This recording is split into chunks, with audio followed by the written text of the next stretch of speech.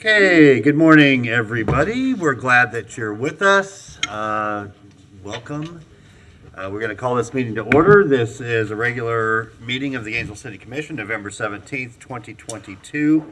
Madam Clerk, our first order of business. Our first order is the invocation by Father Fletcher Montgomery, the rector at Holy Trinity Episcopal Church. All right, Father Montgomery, so good to have you with us. Thank you. It's been a while since we've had an invocation. Welcome, welcome. Thank you. Let us pray. Oh God, we ask you to bless the city of Gainesville and all in administrative authority here. Grant the members of this commission courage, wisdom, and grace in the exercise of their duties. Provide them with understanding and integrity, that human rights may be safeguarded and justice served. Give them foresight to provide for the needs of our people and to fulfill our obligations to the wider community. May all our citizens continually accept their responsibility to elect trustworthy leaders who will make wise decisions for the good of our city, that we may serve one another faithfully in our generation and honor the well-being of all. Amen. Amen. Thank you so much. We really appreciate you being with us this morning. Madam Clerk? First item is the adoption of the agenda. Okay. And we do have a few updates. F2, updating this to state formula for commission salaries. Added item. K1, appointments to the City Plan Board, Development Review Board, Gainesville, Alachua County Regional Airport, Gainesville Human Rights Board, and Historic Preservation Board. Updated backup. And M1, amend future land use map from urban mixed use high to planned use district PUD. New backup added. Okay, and I think we had two other items we needed to move to the evening. Is that right, Mr. Nee?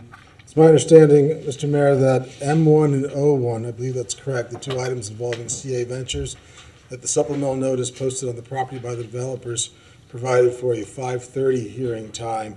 While technically there's an argument we could proceed without it in order to best serve the public and ensure that people are aware when the hearing will be, we would suggest that those two items be moved to 5:30. Okay, so M1 and O1 moved to the evening portion of the agenda. Sure. Okay, Commissioner Hayes-Santos? Thank you, Mayor. Move that we adopt the regular and consent agenda with modifications presented on the board, and also moving M1 and O1 to the evening portion of the agenda. Second. Okay, motion and second to adopt our agenda with some, I see you, I see you. Okay. I move, motion and second to adopt the agenda with modifications. Commissioner Chestnut. Thank you, sir.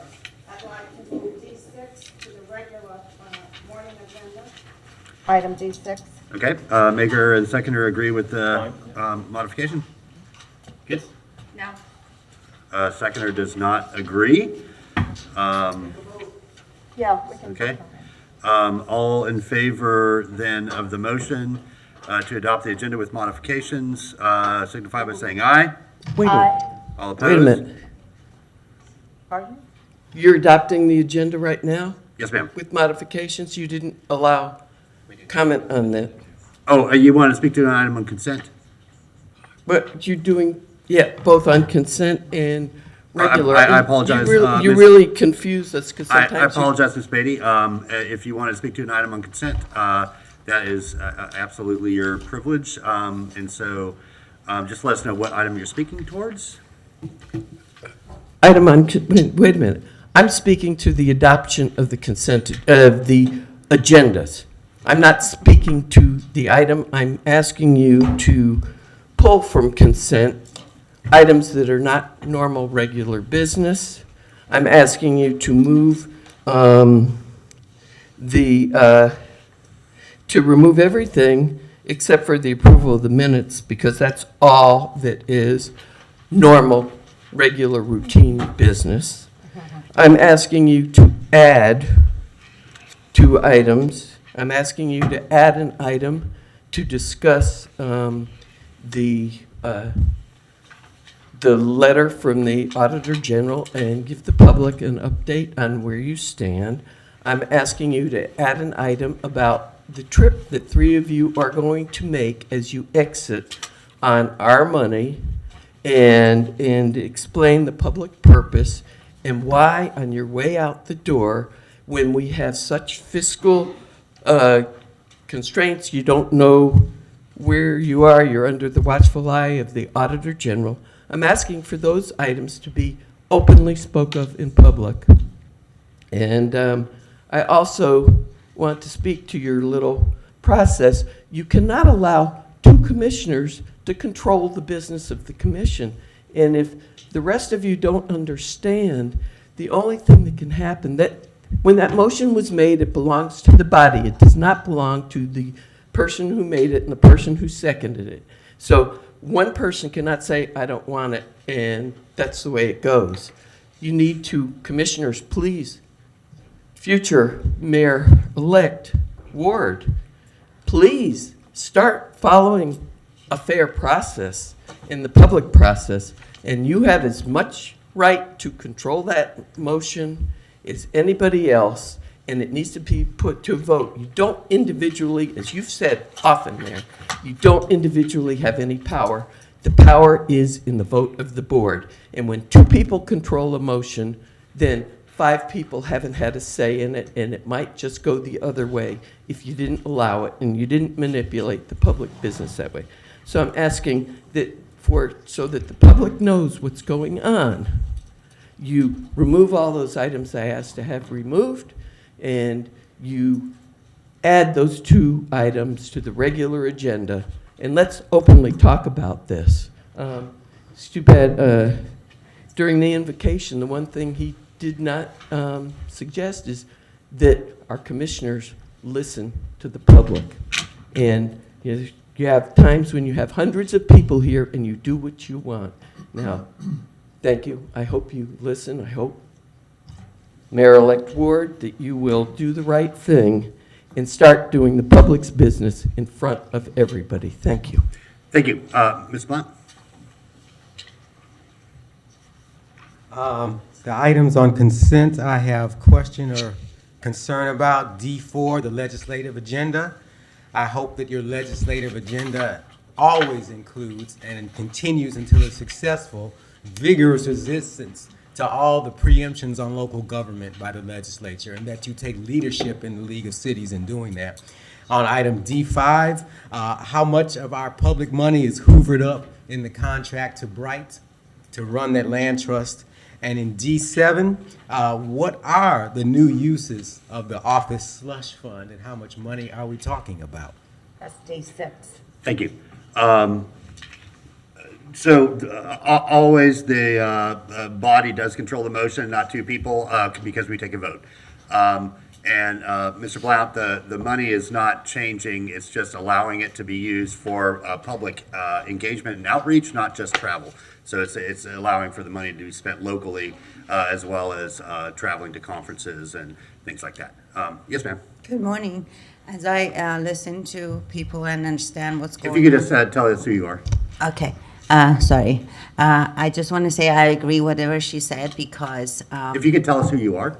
I am Zara Abiyaznejad. Thank you so much. I came to speak about my son's situation, but I'll let you guys finish. But I agree the way she's saying we cannot go with one person, what she says. It has to be a group who agree with things to make decisions for city. It has to be taking care of everything, not just one in particular or one in particular people.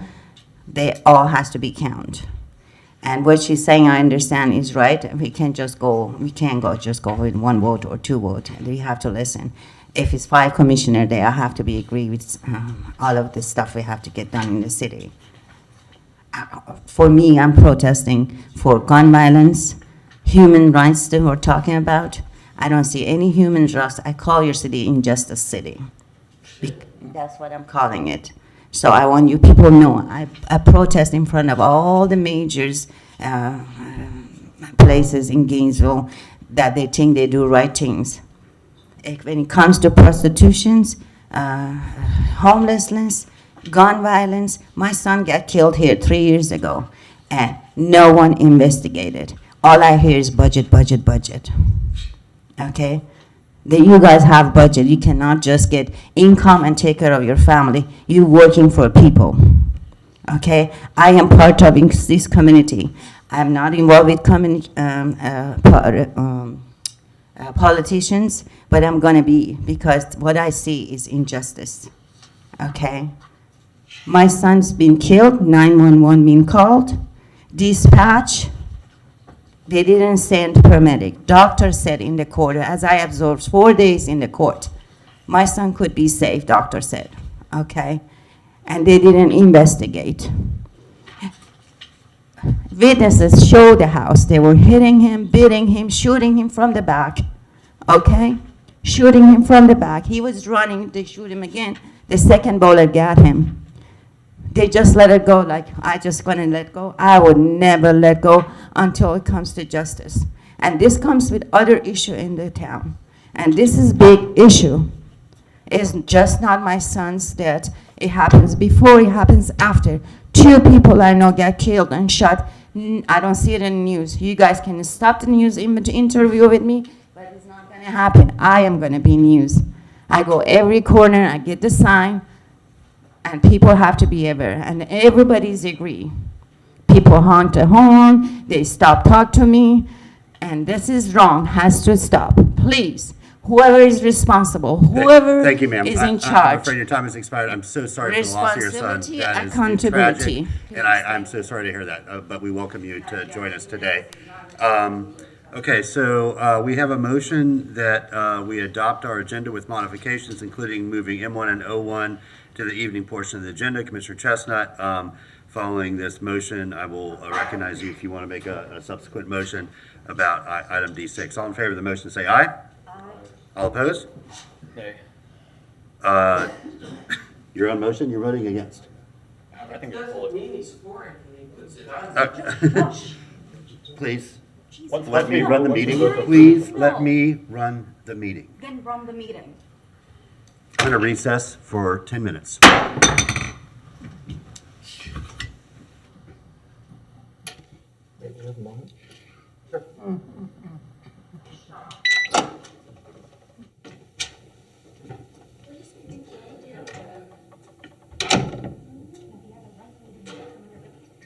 Hey, you're not supposed to be talking. You're supposed to be dead already, waste of air.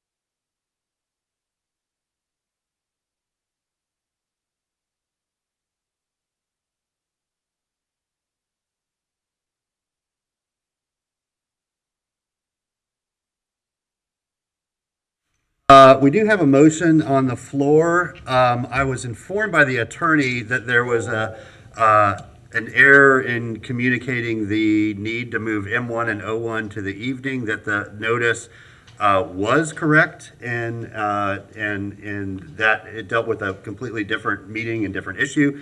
So there is not a need to move either M1 or O1 to the evening, that the notice was actually for 1 o'clock. Maker of the motion interested in amending back to the original modifications. Thank you, Mayor. I'm just going to ask to vote this motion down so we can have a new motion. for Okay. team one. So, thank you. Okay. So the motion on the floor, which the Baker is asking for us to vote down, is for the modifications we see on the board to move M1 and O1 to the evening. All in favor of that motion signify by saying aye. All opposed? No. Nay? Okay, that motion fails unanimously. Commissioner Hayes-Santos, I'll go back to you. Thank you, Mayor. I would move that we adopt the regular and consent agendas with the modifications that are on the board to F2, K2, and M1. Just to clarify, M1 and O1 will stay where they are, and also pull D6 to the morning. Okay, is there a second to the motion? Second. Okay, motion is second that we adopt our agenda with those modifications. Ms. Beatty, you already spoke to this item. No, I didn't. Yes, This you is did. a new motion. All in favor of the motion, say aye. Aye. All opposed? No. That motion passes 5-1 with Sacco in dissent and Ariola absent. So is that 5-1? Yes. Yes, okay. So Madam Clerk, next item, please. Okay, our next item is early public comment. Okay, if you'd like to speak to anything on our agenda later today, you are welcome to do so at this time. If you'd like to speak to one item, you'll get your customary 3 minutes. If you'd like to speak to more than one item, you'll get up to 5 minutes. Just let us know which items you are speaking towards. Ms. Beatty. This is Joe Beatty, and I am not speaking to this. I just have a question of clarification. Okay, Ms. Beatty, this is Wait, not the I ti- just have a question of I'll clarification. get Does you, this- I'll get you out in the hall, but this is early public comment, so if you want to speak to items I on our want to know, agenda- is this the same as the public comment at 1 o'clock? It is that- not. It is not. No. So there is no public comment during this segment of the There meeting? is public comment after every item, that you can speak to every item. There's not general public comment until 1 o'clock. Okay. Okay, because you've confused and you keep changing. No, I it's just been want to the make sure. same for Thank about a you. year. It's been the adopted rules of the commission for quite some time, that we now have 3 early public comment opportunities. If you want to speak to items that are on our agenda ahead of the scheduled time, general public comment has always been at 1 since we've adopted our new rules. Madam Clerk? Yes, we have Mr. Walter Willard for early public comment. I saw him. He might have Walking outside, don't miss. left us, yeah.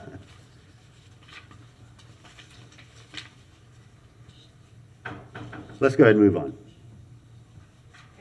Our first item is F1, discussion of interim city auditor appointment with a recommendation that the commission discuss the appointment of an interim city auditor and take any action deemed necessary. Okay, thank you.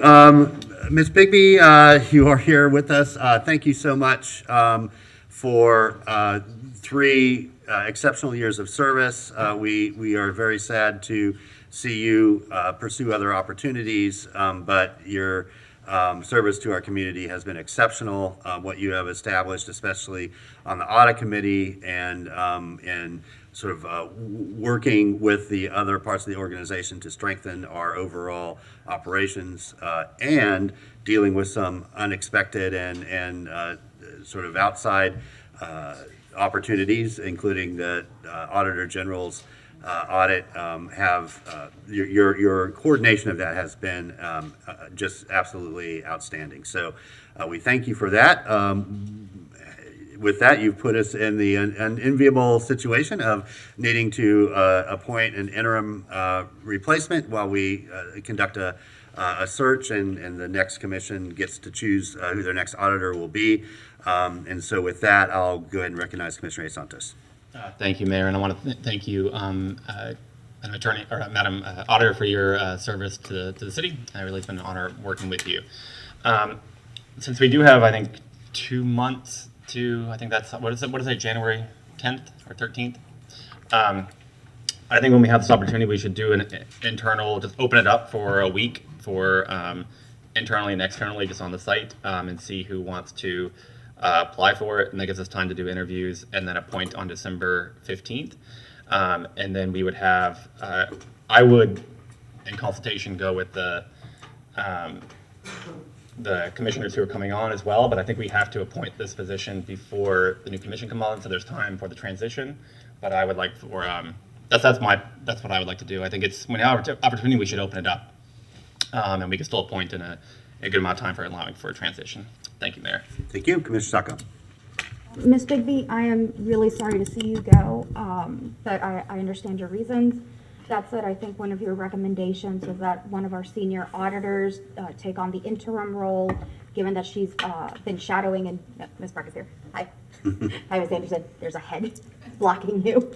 And I think that you've been following along and seen a lot of the work firsthand and sharing that load as we tried to get the department fully staffed. So I think at this point, as far as interims are involved, I think Ms. Anderson would be an excellent interim to just appoint today, given that we are looking at how to hire out those permanent positions anyway, and just to streamline the process and have one less thing to do moving forward. The new commission in January will have that opportunity to seek out a wider search, but I think to lessen the load on staff and the department to just kind of make that transition and training easier, I think it'd be best to just appoint Ms. Anderson as interim today. Thank you. Commissioner Ward? I was going to do exactly that. Okay, Commissioner Chestnut. I too, I was going to do the same thing. In fact, I was just going to ask Ms. Bigby for her recommendation, and I am aware that is her recommendation. Okay. Ms. Anderson. Thank you. I agree. I've had the, I'm sorry, Commissioner Duncan, Commissioner Duncan Walker, go ahead. Thank you, Mr. Mayor. I apologize. I hit my light a little late there, but I did not want to be remiss. I certainly wanted to say to Ms. Bigby, we thank you so much for your service and the level of expertise that you have brought to us. Saying goodbye is something that I don't like to do, so I'll choose to say see you later.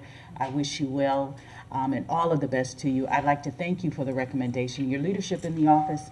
I too support bringing Ms. Anderson on in the interim role immediately. I thank you for that recommendation, and Godspeed to you in each and everything you do, Ms. Bigby.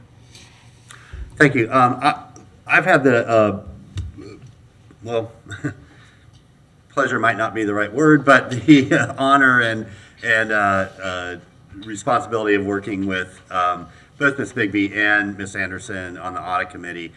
Ms. Anderson has carried a heavy load with many of the items that come before us and always represented the office incredibly professionally. I think understands the sort of breadth of the audit plan incredibly well, as has built very strong relationships within that department to be able to shepherd it through this interim process until the next commission is able to choose their permanent auditor. So I would absolutely support naming her interim at this point, and then working with the new commission to establish the parameters for a broader search at their discretion. So with that, Commissioner Sacco, I didn't hear the word motion, but it seemed there was intent there. Do you wish to make a motion to that effect? Sure, I move that we appoint Ms. Rebecca Anderson as interim auditor. Okay, is there a second? Okay, motion and a second to appoint Ms. Rebecca Anderson as the interim city auditor. Madam Clerk, anybody signed up to speak to this item? Okay, back to the commission. All in favor of the motion say aye. Aye. All opposed? That motion passes unanimously. Madam Clerk? I just want to know if you want to include in the authorization of negotiated contract. Without objection, I think that's inherent in the motion if we're appointing that we'll need to do that. So, yeah, I'll work with Ms. Anderson on scheduling that discussion, and I think it will be my intent to bring that back by the December 1st meeting for approval, if that's okay with everybody. Okay. Commissioner Hayes-Santos? No, next item. Next time, okay. Madam Clerk? Our next item is F2, updating the state formula for commission salaries. Commissioner Adrian Hayes-Santos. Commissioner Santos? Thank you, Mayor. I'd like to continue this item to the afternoon so we can have a full complement of the commissioners here. Okay, I move that we continue this to the end of the afternoon. is there a second to the motion? Just to move this to the afternoon portion. Motion and a second. That's administrative. All in favor of the motion, say aye. Aye. All opposed? Motion passes unanimously. Next item, Madam Clerk. We'll take up D6. Yep. City Commission Office Spending Policy with the recommendation that the commission approve the policy with an effective date of January 1, 2023. Very good. Commissioner Chestnut. Thank you.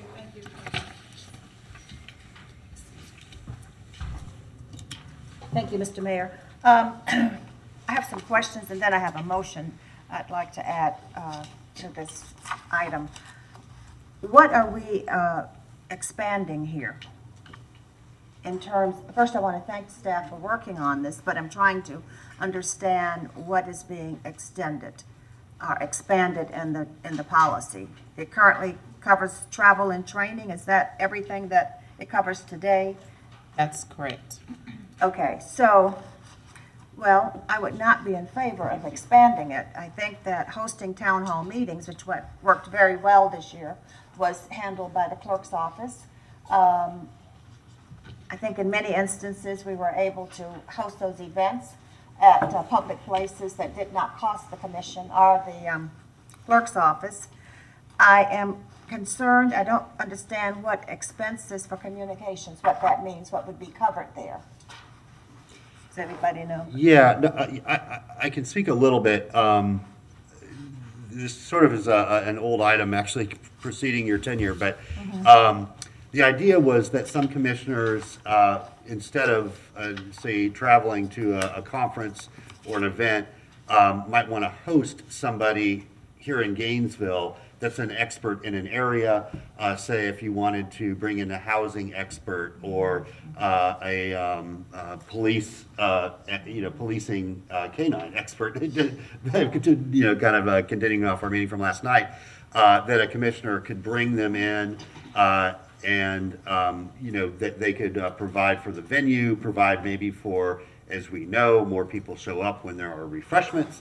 I know one of Commissioner Johnson's priorities was providing childcare, so people with children could come and make sure that they had childcare. So expenses like that related, so it would still be for a public purpose, but instead of going somewhere, it would be bringing somebody in, or even if you weren't bringing somebody in, hosting a community event that was specific to your priorities as a commissioner. Okay, okay, now I understand it. So in that instance then, so the commissioner who would choose to use that avenue would not get travel money. They would be using, for example, if it costs $5,000 to cover all of those items you listed, then that would complete the Right. travel. It's money. the same pot of money. I see. You would choose how to expend it Flexible. or not, yeah, Okay, I see. exactly.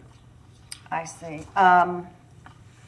Okay. So no additional funds. I guess that's the big, there would be no additional funds. It's just more flexibility in how you spend them. Okay. So then if a commissioner wanted to do a newsletter, it would come out of this. That could be done. Sure, absolutely. Okay, all right, I have a motion I want to put on the floor. I think that the clerk may have, an addition to this. She may, well, we don't, we can't see it.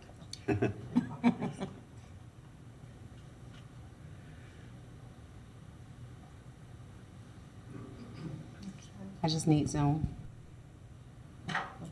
We all need a little Zoom. Yep.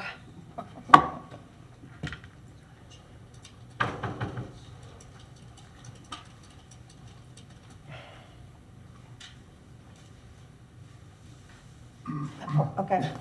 Wait for me. All right. Beginning fiscal year October 1,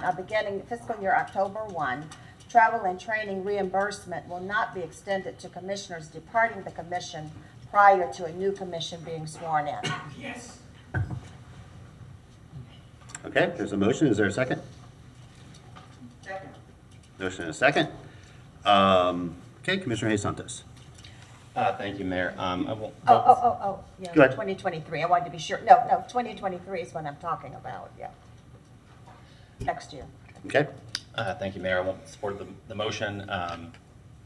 Originally, the commission gave direction that the budget would go through the calendar year, and that's how it should be, I think, done. That wasn't, I mean, that's how it should be done, the calendar year, January 1st. It shouldn't, I don't think it should end October 1st, doesn't make any sense. Well, But I'm not spending the $5,000 after this, I'm just spending the $5,000 I had for prior, so using that dollars there. I think it should be January 1st. Because that makes more sense or January 4th, whenever the new commission comes in, that's when the budget would turn over. So I won't support this current motion, but I will support a different one to move forward on just the policy. Thank you, Mayor. Okay, thank you. Commissioner Sacco. Thank you, Mr. Mayor. I won't be supporting this policy. Our members, outgoing or with time ahead, have information and experience to share and stories about Gainesville to share. I think they should be able to use the funds while they are in office. That said, while we are here talking about how commissioners use funds, I had brought up previously, and I don't think it managed to get very far as the charters are concerned, addressing how commissioners utilize city funds and staff time. Staff brought it to my attention that some commissioners were using their resources for personal projects outside of city resources, and I do believe that needs to be addressed. While we are representatives of the city, not everything we do is for the city, and sometimes when we use those resources, it is for personal gain, not necessarily for the city's purpose or for those of our citizens. So while we are here, I would ask that our staff hear that and that our charters further investigate our policy and review our policy on how individual commissioners may utilize staff resources and times for things like videos or producing materials for events not related to city purposes. Thank you. Thank you. Commissioner Ward. Thank you, Mr. Mayor. So regarding the motion, I understand, Commissioner Chestnut, what we're talking about here and how when we get into a lame duck period, it can often seem, it's easily perhaps misinterpreted sometimes, the expenditures. But we've had a lot of conversation this year about whether it's right and proper for commissioners to do things after new commissioners are elected when they're in their lame duck term. And I have to say, I mean, we are all elected for a term, and we're expected to be here and to do the work of the commission throughout that term. And even if you're going off the commission, if we say this, then what is to say that you can't back that out to the beginning of the year, knowing that you're term limited, and backed up even another year, or as soon as you're sworn in for your second term, you're term limited. So I'm afraid of the slippery slope, I guess is what I'm saying. I think the cleaner answer is we're commissioners until the end of the term. So you do the things that a commissioner is due, both the responsibilities and the privileges, through the end of the term. I think it's just a cleaner way to do it, because if we do this, there will be other things that get tacked on when we say, well, we don't allow this privilege or this responsibility through the end of the term, so we're not going to, we'll start eliminating other privileges and responsibilities of the office. And I think the people elect us for the length of the term, and I think we should respect through the length of the term. But I understand where you're going with it. Thank you. Thank you. I want to agree with my colleague, Commissioner Ward. We are elected for a term, and we are expected to do our job. So I will continue doing my job as mayor until 12:01 p.m. January 5th, and then at that point, I will gladly throw the keys to the car to my colleague, two people to the right, and I don't know, I'll probably be on some porch somewhere with my shoes off and my feet up, enjoying the view from Channel 12. No, sir. No, sir. You will not. I'll steal that chair, and then you can send the police after me to reclaim it. We are expected to do the job throughout the term, and some of that includes either travel or hosting events that can be beneficial to the public. And we have had, and I'm absolutely excluding everybody on this dais from this comment, we have had commissioners in the past that post-election checked out. And that is very bad for the public good. You want your commissioners to be fully vested in their job until it is the next person's job. And that includes some difficult meetings, as we participated in last night, that you expect those folks that are, I hate the term Commissioner Ward, but lame ducks, I guess it is in the public vernacular, but has-beens that never were, perhaps. But we expect them to show up for those meetings.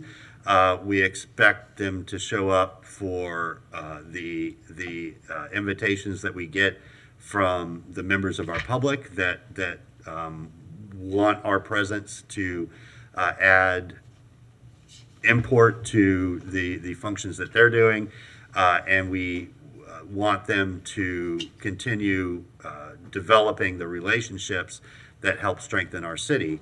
And some of that includes travel, and some of that includes hosting events here in Gainesville that will add to the public good. It all has to be justified through, does this benefit our city? And that's important. But that barometer should expire at the end of the term, not a sort of arbitrary fiscal year that does not, for better or worse, coincide with the electoral calendar. Commissioner Ward? I'm going to call you Gone Gators for the rest of the term. I've been called worse. I will take that. So we do have a motion on the floor. It does not address the item before the commission on the agenda, which is fine. I just want to make that clear, that right now the motion is to terminate a commission's travel travel expenditures on October 1st, as opposed to the end of the term. And so we'll invite members of the public that would speak to that. Madam Clerk?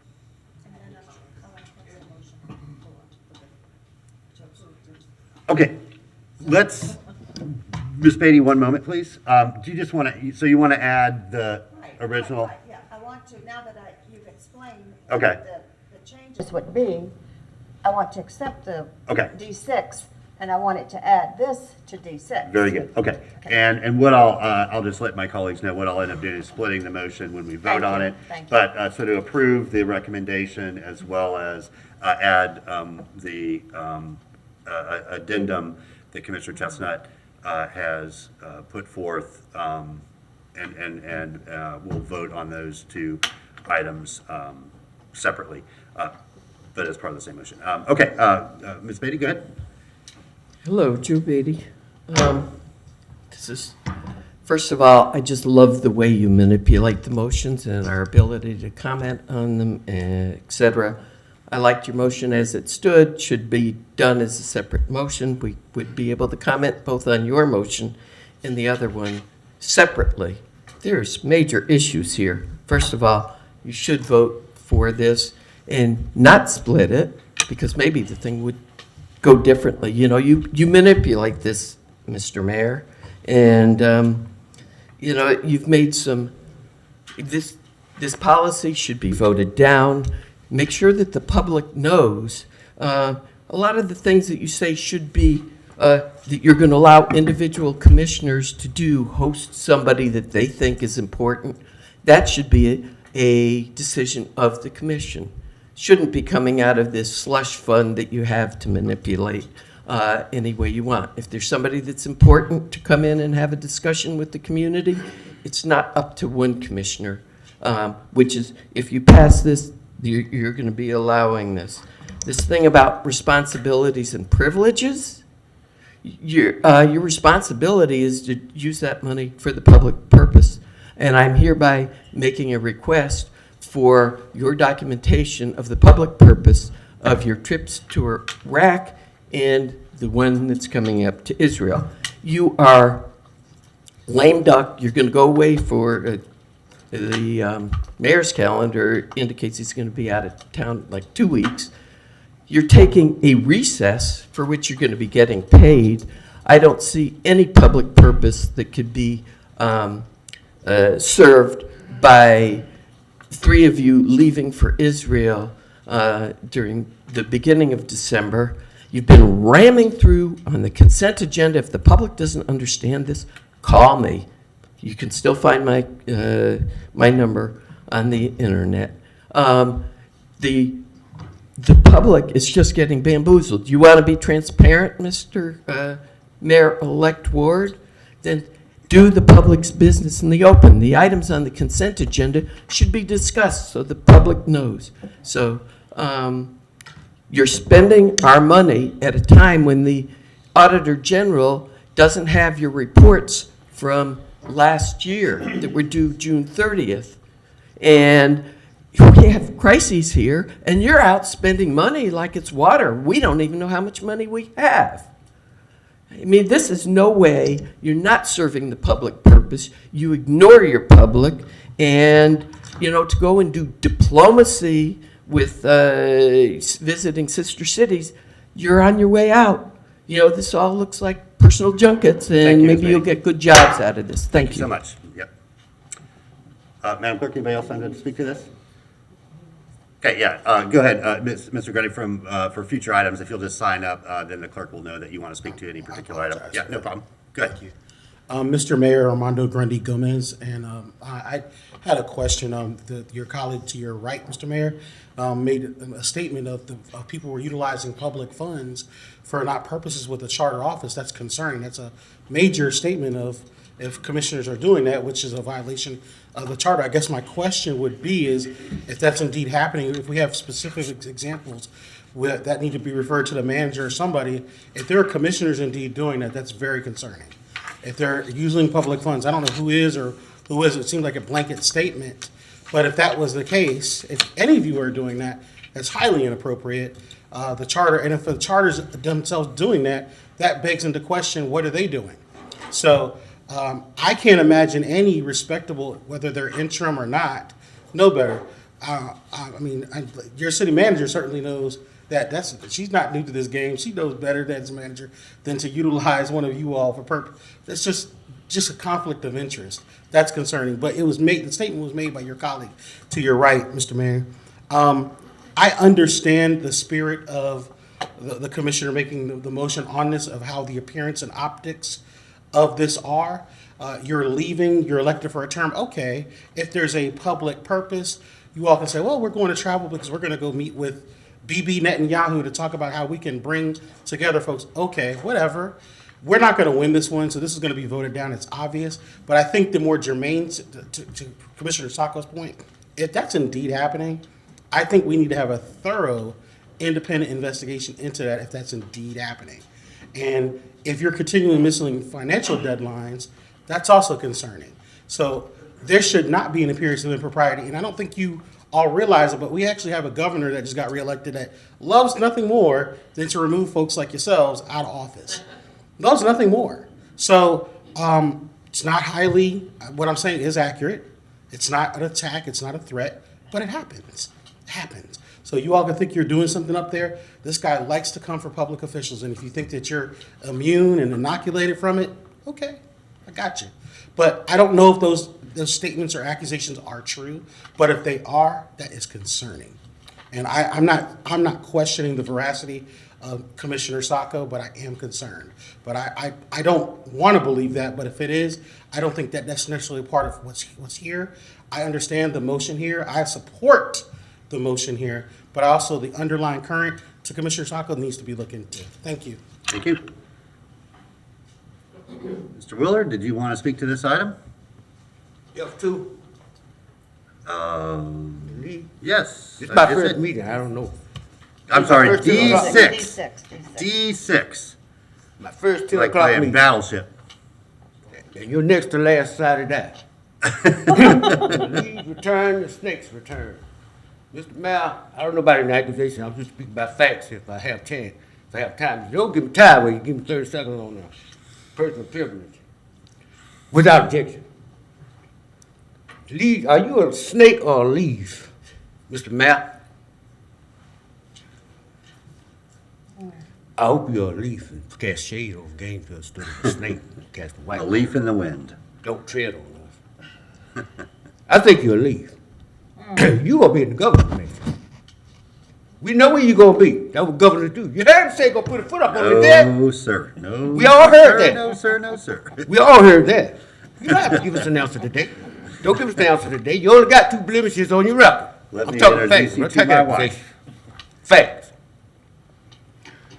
Dipmont out the Majestic Oaks, Dipmont boy called the police, disturbed, was killed. 1. 2. Number 2, dog put Terrell's eye out. Almost got away with just 1 blemish. That's nothing. Think of those males with hundreds, thousands of blemishes on the record that still getting the award. Think of them poor males. We need the governor's mansion. Go ahead and give an answer today now. No, no, no. You're getting my answer today, sir. No. Yes, sir. Yes, sir. You said you're going to put your foot up on the Capital desk. N, That's what they capital do. O, exclamation mark, no. That's what they do. They put their foot up on the desk. We know where you're going to be. Recessing, all the recesses, the more, seem like the more money we give you, the more recesses we get. But that's governor mansion. You brought state investigators here. They look at our little 50, pin for little 50 Bitcoins in the margin, and they felt sorry for us and give us another 50. That's good. That's good for Gainesville. You'll be good for Florida.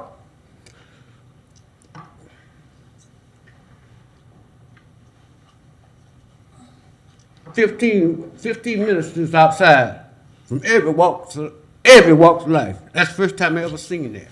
How did you manage to get that to stop the violence? Martin Luther King managed to get about that many from March on Selma, Birmingham boycott. How did you manage that? People don't remember the good things you do, the positive things. They don't remember the negative. Remember that. Better remember the good things you do. You'll be for the Florida governor race, what Rose Park was, the black race. Think about it. Don't give us no answer today now. Think about it. Thank you, Mr. Willard. No, no answer to this. Your endorsement and support is flattering. As much as it is, I will give you my answer today. I will absolutely not be running for governor at any time. Like I said, let me introduce you to my wife, and you'll get that definitive answer if you don't believe me. And it will be declined. Commissioner Chestnut. Thank you. Mr. Mayor, I had planned to address this at the end of the meeting, or I can address it now. The innuendo from Commissioner Sacco, I think we need to air it out in public. And I want to put it to rest, because I think it involves cultural sensitivity of the City of Gainesville staff, as well as those people who are elected. And so do you want me to speak now, or you want me to speak under members' comments? But I do want to address the issue. Yeah, we can speak now. I mean, Okay. before, let me just say that whatever we do, if we're spending public money, the litmus test is always, is there a public purpose for it? That's correct. And if it doesn't meet that, That's correct. then it is not allowed. And sometimes that has to be challenged by somebody, but Yeah. it always must meet the public good. I am not aware of the reference one way or the other. If you want to address it specifically, I that's do. fine. But yeah, whatever we do, we have to defend it in that there's some public good that comes from that expenditure, absolutely. Right, I want to address it. Commissioner Duncan Walker, Commissioner Johnson, Commissioner Gigi Simmons, all black commissioners who have served have to do things differently than those of you who are white. We're called upon our constituents to be at events on Saturday, Sunday, Friday, what have you. Now, what Commissioner Sacco has in the thorn in her side is this. I was asked to address the East Conference of the African Methodist Episcopal Church, who met here, I think it was in April. I was going through my calendar trying to find the date. I believe it was in April. They wanted greetings from the city of Gainesville. It was a tourist event because they brought people from all over the state here that were spending 2 days, who would be spending money in our city as tourists. They wanted someone from the city to bring greetings. We had a city commission meeting the night that they wanted me to bring greetings. And so I asked for a video to be made from me as a city commissioner at large bringing greetings to their conference. The public purpose there was that I was serving the public, providing greetings to people who were spending tourist dollars in our city. That's one. So if the staff was offended by that, that is something that is going to happen over and over again as you have black commissioners. Maybe we need cultural sensitivity to teach people what black people have to do as elected officials as opposed to what you all will have to do. The second thing is this. As a black commissioner, if there is anyone of note who dies in this community, we are asked to bring a proclamation, a resolution. I think Commissioner Ward may have learned that as he was campaigning. And so I spend my time doing that. Commissioner Duncan Walker will spend her time doing it. Gail Johnson, Gigi, all of them. That is a part of the role we do. So sometimes things occur on Friday night, we have to do Saturday, Sunday. The public purpose is, as an at-large commissioner, or even if I wasn't at-large, I'm a black commissioner. Black people want me there delivering the service to them. And that is the public purpose. And I think that for anyone on the staff, I think Ms. Bigby had a problem with that, but for anyone on the staff, we need to have cultural training so that you understand what this means to people who do look like you. That is that thorn that you all think that anything was on, and funerals to nations awful. Writing a video that I could not address because I was in a meeting, then I think air out now. That's what she's referring to. Okay, thank you, Commissioner. And I cannot speak. Obviously as a black elected official, but I can speak as a mayor. And I will tell you that I am called upon regularly to bring greetings, certainly proclamations for memorial services in my official capacity. And so I'm not, in any of those cases, which there have been more than I can count, I actually keep y'all are going to get an earful of this on the 15th, but I keep a box under my desk for every letter of gratitude and thanks and request that I've gotten since I've been mayor. And I've done that because a lot of what we hear is not thanks or flattery. That's right. but it exists. And there are many people in our community that are thankful for the service that we provide. And I've always said yes. And I agree that it's not always possible to be there in person, either because you have a standing conflict. So I will tell you, and Commissioner Ward, I know that you're listening with your good ear. You get invited to many things, and you have to prioritize which of those that you can be at in person and which you can't. Or you have to prioritize your family over your job. You know, at some point, you have to choose to. I'm sorry, David. That's good. No.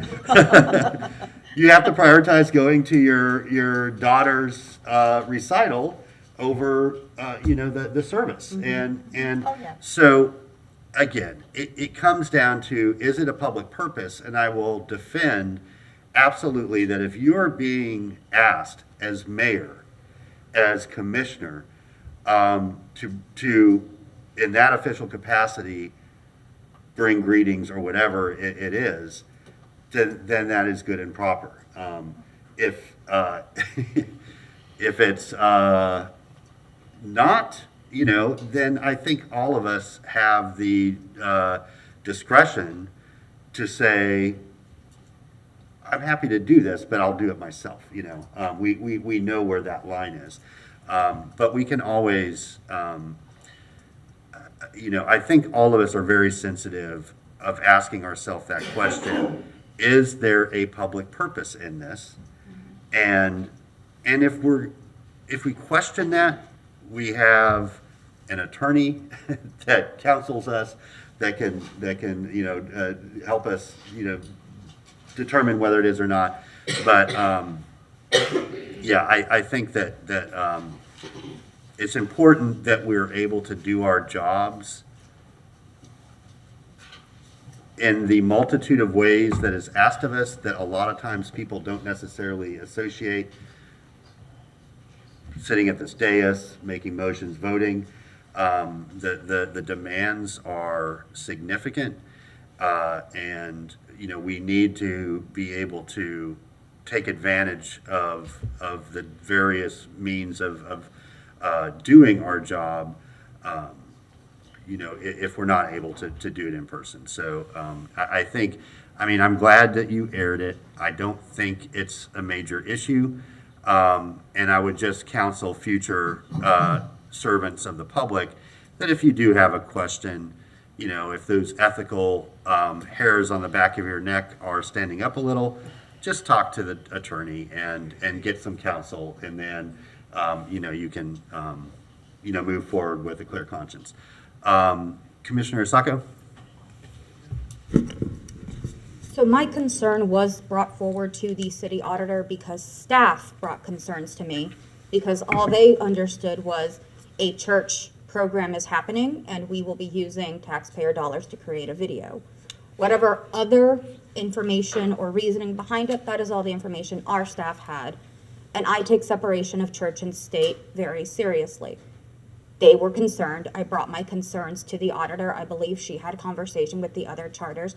I brought it up today as we are talking about how to best spend our money and how to ethically spend it. It was not an insult to any community. It was a question of, if we are going to independently use staff time or funds, that we know there is a purpose, that there are guidelines on what is allowed and what isn't, and that if there are questions, we be able to answer them. No different than the questions that are going on now about the conference in Israel. We have a stated purpose when asked. However, staff were concerned. They brought it to me. I brought it to the appropriate groups. It is not an attack. Please don't make it one. It is a genuine concern and an ask for guidelines to be created so that we can be more transparent with our funds and our public and our staff, whose trust is paramount for the city to function. That is all I asked. I made no mention of name or event, but I appreciate Commissioner Chestnut bringing forward that incident and explaining herself. Okay, very good. Thank you. Madam Clerk? Oh, Ms. Bigby. Mayor, at the appropriate time, I need to weigh in. Sure. Right after Ms. Bigby. Thank you, Mayor and Commissioners. Just to comment, Commissioner Sacco, that's exactly what happened. So I did take offense to someone saying that the city auditor had a problem with something. So when Commissioner Sacco brought that forward to me, I asked Commissioner Sacco if I could bring it forward to the charter group, and that was specifically about Commissioner Chestnut using the video resources. So in the charter officer discussion, we just discussed, first of all, I think the city manager explained the situation. We were all fine with that. Then we just had a general discussion on, do we need more guardrails around commissioner use of staff resources? So 5 out of 6 charter officers thought, well, we could probably have a policy that would put some guardrails around commissioner use of staff resources. That never moved forward, and that was the end of it, and that's the end of my involvement in that. So to pick out my office and say we had a problem with one event is simply not true. And I would challenge whoever communicated that to you, you need to go back to them. And I do respectfully appreciate your consideration and willing to come to my office to even have that discussion. And, you know, I really valued the charter officer conversation. So if you need any more information, I'm happy to answer. Okay, thank you, Ms. Bigby, appreciate that. Madam Manager? Yes, Mr. Mayor, members of the commission, I did speak with a member of the communication staff about the request, and when they spoke to me about it, having past experience, you know, working with these kinds of issues, I did not see the problem. I thought that it did serve a public purpose, and I expressed that to staff, and they moved forward with the request. But it was appropriate for the staff to come to me to fulfill that request, and they did. It did come to the the charter group meeting. I was a part of that meeting, a part of that discussion, as Ms. Bigby has said. I made it clear what the situation was, that I had spoken to communication staff and had no issue with them fulfilling the request. And that was the end of it, as far as I'm concerned. Okay, good. And I'm at the risk of being redundant here. If you're being asked as an elected official, that's an official duty and responsibility. If you're being asked as my high school graduating cohort, that's not, right? But, you know, if you're being asked as Commissioner Chestnut, as Commissioner Sacco, as Mayor Poe, that is an official duty. And you're representing the city and the office. And I think it doesn't need to get any more murky than that. And I would trust that every elected official knows where that line is drawn. And we say, look, you know, I'm happy to do this as your sorority sister. I'll take care of it myself. I was not in a sorority. I did not pledge. Or, you know, if I'm acting in my capacity as mayor, that's an official capacity. And so I think it doesn't need to be any more complicated than that. Go ahead, Commissioner Chestnut. Yeah, so here we have an example of why it is so important to have communication. All that needed to happen was somebody just needed to say to me, I'm concerned. This is a problem. But here, this is festered. I think I spoke to the AME church, I believe it was in April. This has festered since April. It just ask me, I'll tell you. But from this day, I will still, if I'm asked by the Episcopal Church to bring greetings as a city commissioner, I will do it. If I have a city commission meeting that conflicts with that, I've got to find an alternative way to get that greeting to that group. Yeah. Understood and completely, I think, appropriate. Thank you. We must find ways to accommodate the multitude of demands on our time and our schedule. And I want to thank our staff for being accommodating and helping us do that. Yes. Because the alternative is insulting, right? I mean, people, if you just decline, it causes harm to the public interest. Okay, so we do have a motion. We're going to split this. So the first part will be number 1, which is approve the recommendation that the commission budget, individual budget will be expanded to be able to expend money on local public interest activities. All in favor of that part of the motion signify by saying aye. Aye. All opposed? Motion passes unanimously with Commissioner Ariel absent. Second part is beginning that portion of the commissioner's budget October 1st, as opposed to the term of service. All in favor of that, say aye. Aye.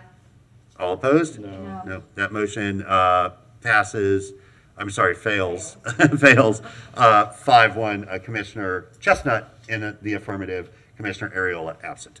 Okay, thank you all. Madam Clerk? Our next item is resolution number, resolution G1, the acceptance of FAA AIP Grant number 3-12-0028-052 and dash 2023, resolution number 2022-687, with the recommendation that the commission adopt the resolution and authorize the mayor and city attorney to execute and the city clerk to certify the grant agreement. Mr. Bredfeld, welcome. Hi, Mr. Mayor. Members of the commission, Eric Bredfeld. I work in the Department of Sustainable Development. Today we're asking you for approval of a resolution for an FAA grant to the Gainesville Regional Airport. In September, we brought a grant request and a project to the commission. The commission approved that FAA grant request for approximately $14 million. And this was for a project at the airport, which is rehabilitating and reconstituting one of the major taxiways that serves the general aviation portion of the airport, which lies to the north of the airport, north of the terminal. This grant is a supplemental grant to that grant in order to be able to complete out that project. So the total application for this, for the grant proceeds is going to total $20 million. The roughly $14 million that the commission approved in September, and then the $6 million grant. So the project hasn't changed. We kind of foreshadowed this when we brought this in September to indicate that we would probably be coming to the commission with this supplemental grant request. The reason we do these and bring these to the city commission is the city of Gainesville has title to the land on which the airport operates. The airport operates as a special district, and they're responsible for airport operations, but we have to bring them to both bodies in order to get the grants approved. If the commission approves this resolution, then mechanically what will happen is the FAA will send an electronic grant to the mayor and to the city attorney's office for final approval. Okay, very good. Thank you, Mr. Bredfeld. Commissioner Santos. Thank you, Mayor. I move the resolution and staff recommendation. Second. Motion is second that we approve the resolution. Mr. Penska, I believe this will probably be the last grant opportunity that I am a part of for the airport as mayor. I have been tangentially working with you for 14 years now, and I cannot thank you enough for the leadership that you've provided for our airport. It is unrecognizable today compared to 14 years ago. And I am so proud of the work that you have done. I'm so proud of the airport authority, who has consistently been staffed and served by exceptional people who have no ulterior motive or personal agenda, but to ensure the best interests of that airport and the benefit for the city of Gainesville. So I am thankful so much to you and your leadership, and hope that you're able to keep this momentum going, because I can't imagine what the alternative might look like. So thank you, thank you, thank you. And with that, Madam Clerk, do we have anybody signed up to speak to this item? Okay, then we'll go to a roll call vote. Commissioner Ariola is absent. Commissioner Chestnut. Aye. Commissioner Sacco. Aye. Commissioner Duncan Walker. Aye. Commissioner Ward. Aye. Commissioner Hayes-Santos. Aye. And Mayor Poe. Aye, that motion passes unanimously. Ariola absent. Commissioner Hayes-Santos. Yeah, thank you, Mayor. I forgot to make this agenda adjustment earlier when we adopted the agenda, but 01 is the companion ordinance to M1, and that I think it'd be much better just to have those directly after each other. since the same people will be there for both. So Yeah, I hear you. Without objection, that's just on our afternoon agenda. We'll just move O1 to follow M1. It'll be the first two items on our afternoon agenda. Any objection? Okay, we'll do that when we come back then. Thank you for catching that, Commissioner Hayes-Santos. Okay, we have reached the end of our business for this morning. We will recess and reconvene at 1 o'clock.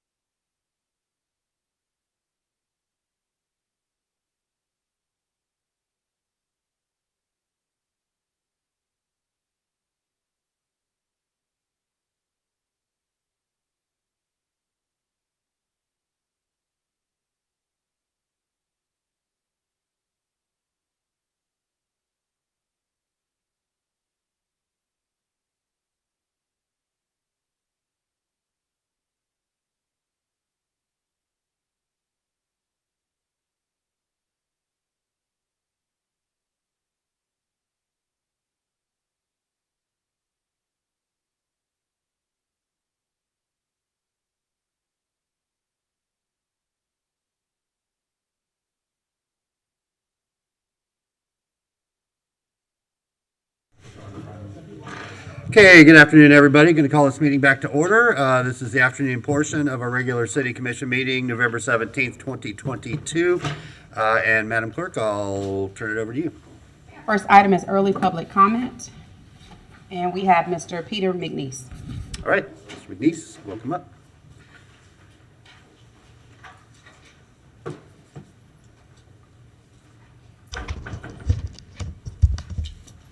Okay, Honorable Mayor, City Commissioners, my name is Peter, Peter McNeese. You are all well aware of the affordable housing crisis in Gainesville, and I applaud your efforts at trying to address those inequities. I'm speaking to you to urge that you consider requiring CA Ventures to provide more than just a token amount of workforce housing units at their proposed development on the corner of Southwest 10th Street and 2nd Avenue. What they are requesting are major concessions from the city of Gainesville, which will have a tremendous impact on the neighboring community and the University Heights Historic District. In my opinion, they're exploiting a PUD loophole that maximizes profits while offering very little in return.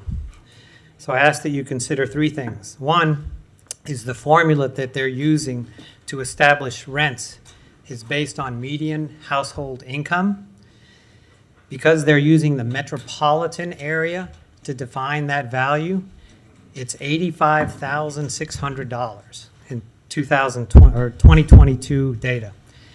That's more than twice Gainesville's median household income of $38,000. So what that does is it allows them to charge significantly more for the rents than if they used the Gainesville community to establish what the median household income is. The other is to help ensure that the complex isn't occupied exclusively by students, which is a very real possibility because of its proximity to the university. I would ask that you consider requiring all of these set-aside units be leased on a joint and severally liable lease, not by the bedroom, and that the applicants for those leases qualify based on their own income and not solely on a parental cosigner. That will discourage those units being rented by students and allow people in the community that are desperately in need of housing to have a better shot at getting into those apartments. And finally, and I mentioned this once before, I think the 10%, it really is a token amount, and no developer is going to offer you more than that if that's what you're willing to accept. But I hope that you will consider approving their requests under the condition that they offer you more. I would propose 15%. I'd like to see even higher, but that might be unrealistic. But anything other than more than 10% is really just a ploy for what is undeniably a hugely profitable student housing complex. Thank you for your consideration, and I appreciate all you've done to try to redress some of these systemic inequities. Madam Clerk? Next is general public comment. Okay. Our first speaker is John Barrow.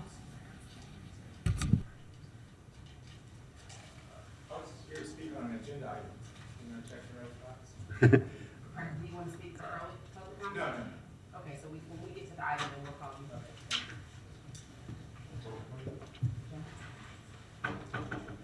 John Barrow? Oh, I see what you did. Just kidding. Reverend Griner?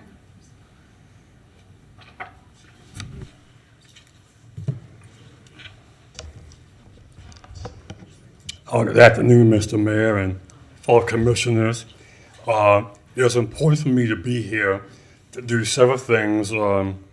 First, to share information about two very important upcoming Rosa Parks tribute programs. One will be our first in-person tribute since the pandemic. Before we get to that one, there will be early an event on December 1st at the Rosa Parks station. That will be our second, what we're calling our Day of Courage program at 11 o'clock.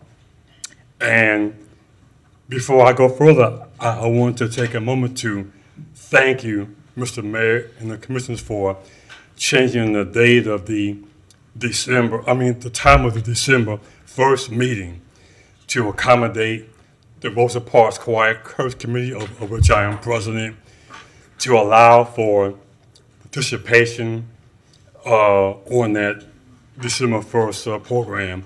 Speaking on behalf of the committee, we really appreciate that very much. Didn't expect that, but because that date is so important in history, we could not do that event on any other date other than December the 1st. Remember what Rosa Parks did on Montgomery, Alabama bus on that date in 1955. So the program will go on, and all of you that can attend, of course, are invited. Look forward to seeing you. And then on December 4th is our first in-person tribute, which will be at 3 o'clock at Passage Family Church, where we will award various persons for their service in the name of Rosa Parks.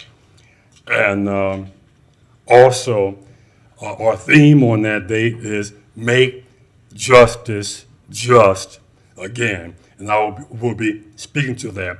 So I just want to come here in person. I had to come here in person to thank you and to mention about these two back-to-back events. Of course, all of Gainesville, Alachua County is welcome to come as we once again, for our 15th year, pay tribute to a beloved icon, Rosa Parks. So again, thank you all so much, and look forward to seeing you at either one or both events next month. So thank you all again. Thank you, Reverend. It's good to see you back here as well. Thank you. Madam Clerk. Our next speaker is Chuck Ross.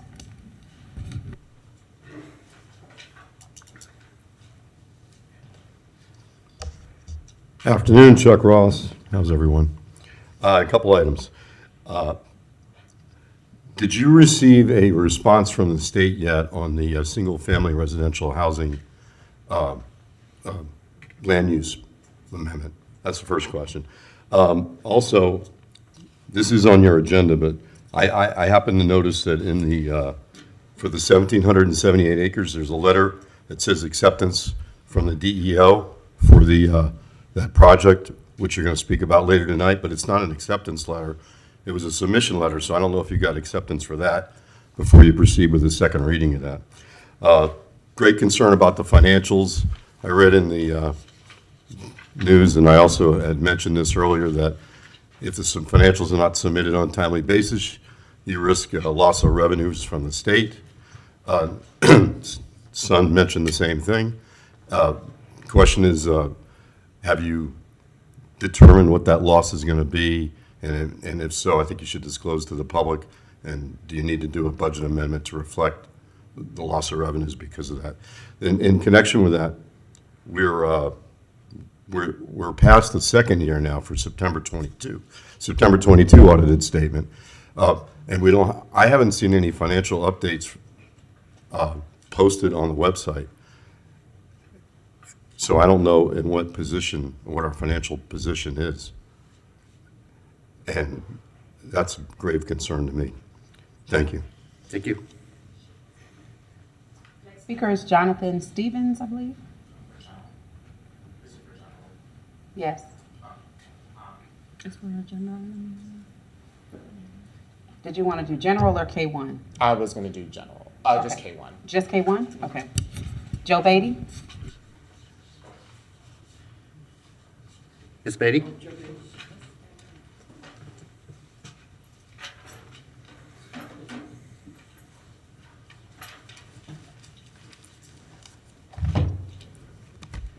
I wasn't expecting to be called so quickly. Thank you. A couple of things. First of all, I think the public purpose for the three of you going on your way out, your last hurrah, your last trip, and you're not even going to be working the rest of the month, which is good. It's good that you won't be working because you can't do any more damage like you've been doing on your way out the door. You've just been really messing over the citizens. But first of all, I'd just like to read you a section out of your charter. I'm going to read a section and without comment, but I'd like you to think about it. 2.07, Commission Actions. Oh, wait, that's the wrong one. 2.06, Commission as Judge of Qualification of Members, Election of Mayor, Commissioner Pro Tem, and Rules of Procedure, Punishment of Members for Misconduct and Quorum. That's the title. The Commission shall be the judge of the qualifications of its own members, subject to the review by the courts, shall elect one member as the Mayor Commissioner Pro Tem. The Commission may determine its own rules of procedure, which you do so that you can run over the public, and may punish its own members for misconduct. A majority of members of the Commission constitutes a quorum. Remember, you have the authority to punish your own members for misconduct. There seems to have been some misconduct along the way, other times, and I think you have to hold each other and yourselves to a high standard, and I question whether that's been done. The other thing is, you're taking this time, you think it's very important to go be emissaries over for Sister City, but you have yet to really disclose to the public the situation with the Auditor General. There was a report given April 22nd. We asked that it be put on, that same presentation be made to the public. It was made to the Audit Committee. At that time, you were 17 months behind in reconciling your books.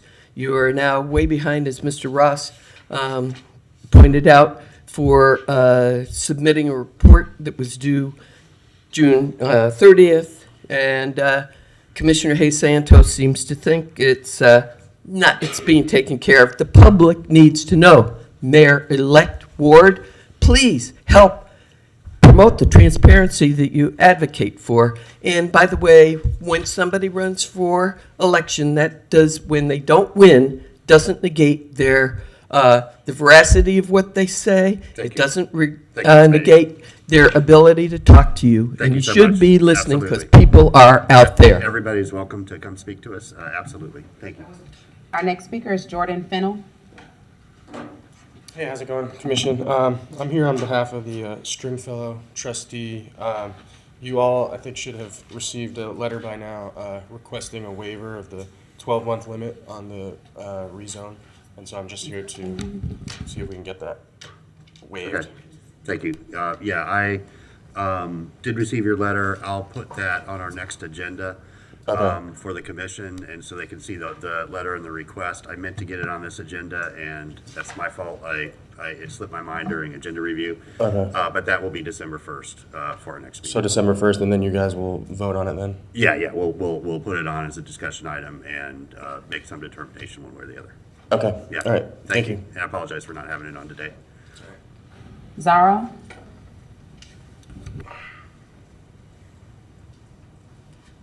Hi. Few of you know me. My name is Zara Abiyaznejad. I'm not a politician. I'm not asking for any money. And I just basically want to talk about human being. I am not American. I didn't born here, but I'm citizen. I live in the United States 45 years. I am part of the community. I see myself part of community. My son been killed 3 years ago. So what I want to talk about, human being. The job as you guys responsible. I come few times in the meetings, but I don't see any agenda about gun violence, 911 dispatch issue, homelessness. Maybe I'm not aware of it, but these are the issue. When I drive around in the city, it just breaks my heart seeing these people. Who works for them? They are part of this community too. I am part of this community. I'm not black, I'm not white, but I'm human. I don't maybe have voice as Iranian, Persian person, but I'm gonna be a voice of my sons. I come as much as I can. I have energy to let you guys know what happened, and someone has to be responsible and accountable to find out, or everybody talk about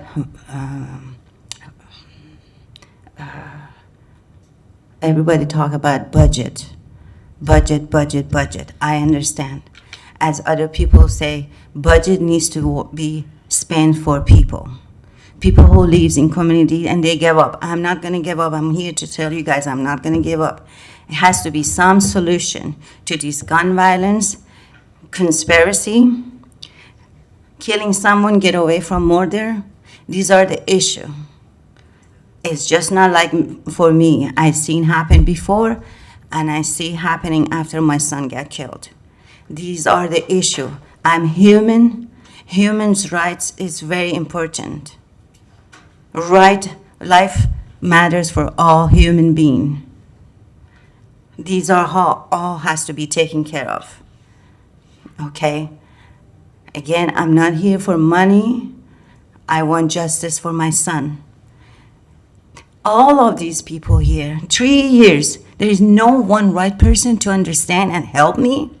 They just say sorry. Sorry doesn't bring my son back. Nothing bring my sons back. But it's gonna happen. It happens again. You guys close your eyes and just walk away. It doesn't work that way. When you sit down with your family, what do you teach them? Responsibility, accountability, the one you have coming out to do for people? Thank you. Sorry, I'm Okay, I'm afraid thank I'm you. sorry, but thank you for being with us. Madam Clerk. Debbie Martinez?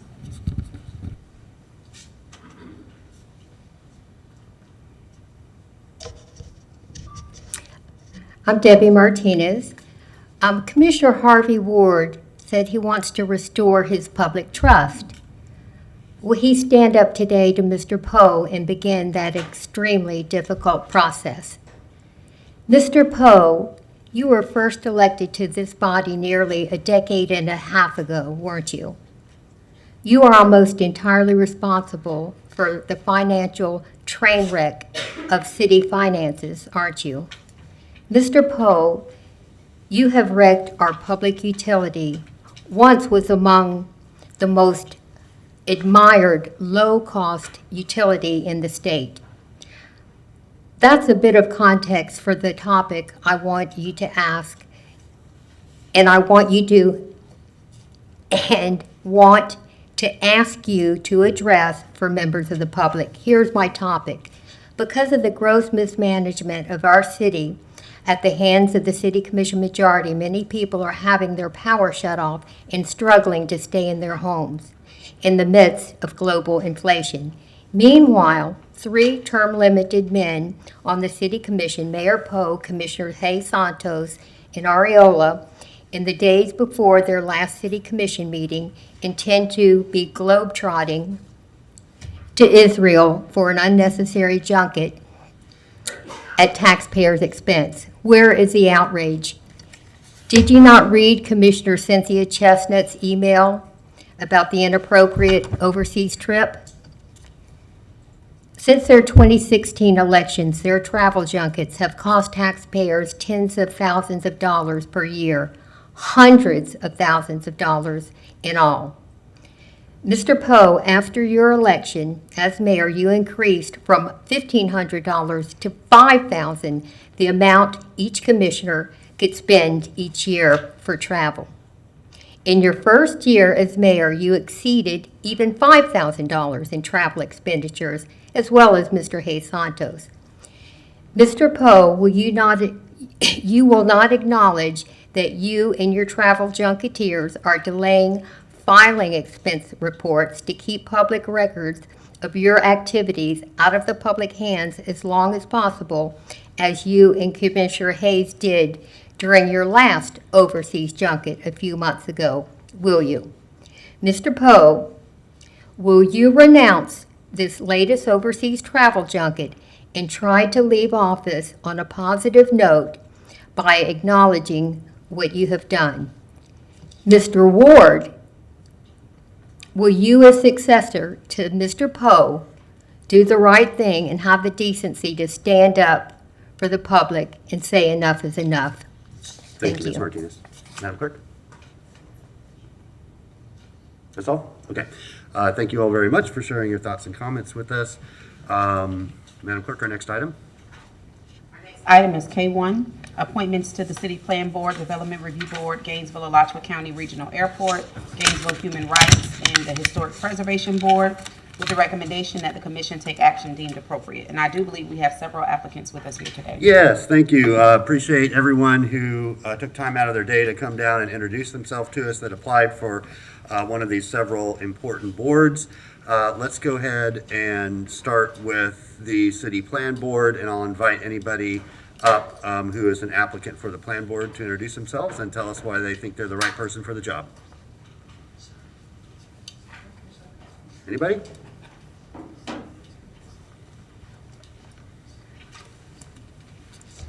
Welcome. Thank you, Mr. Mayor. I appreciate the opportunity to speak. I'll be very brief. I'm recently completing my name is Thomas Hawkins. I'm recently completing my first term on the Plan Board. Something I should note at the beginning is I have an excellent attendance record, which is important. We sometimes have to cancel meetings for failure to have a quorum. I've missed 3 meetings in 4 years just because of family health reasons, which I think some of y'all are familiar with. I'm an attorney. I'm a certified professional planner. I am a professor at the University of Florida teaching courses in planning and land use law. So I know the materials, but I think more importantly, I know Gainesville well. I lived here my whole life and spent 2 terms in the positions that y'all are in currently. So I know how the city works and a little bit about participating in public meetings. I do not always agree with my peers or planning staff or applicants, but I think that I've been a leader on the board, making motions that aren't always my first choice, but that find consensus among the board and get us to a motion so that we're able to make recommendations to you. And I think that's very important, and it's something I strive to do every meeting. So thanks. I would love to be appointed for another term. Thank you all for your service. All right, thank you for your willingness to serve. Anybody else here for Plan Board?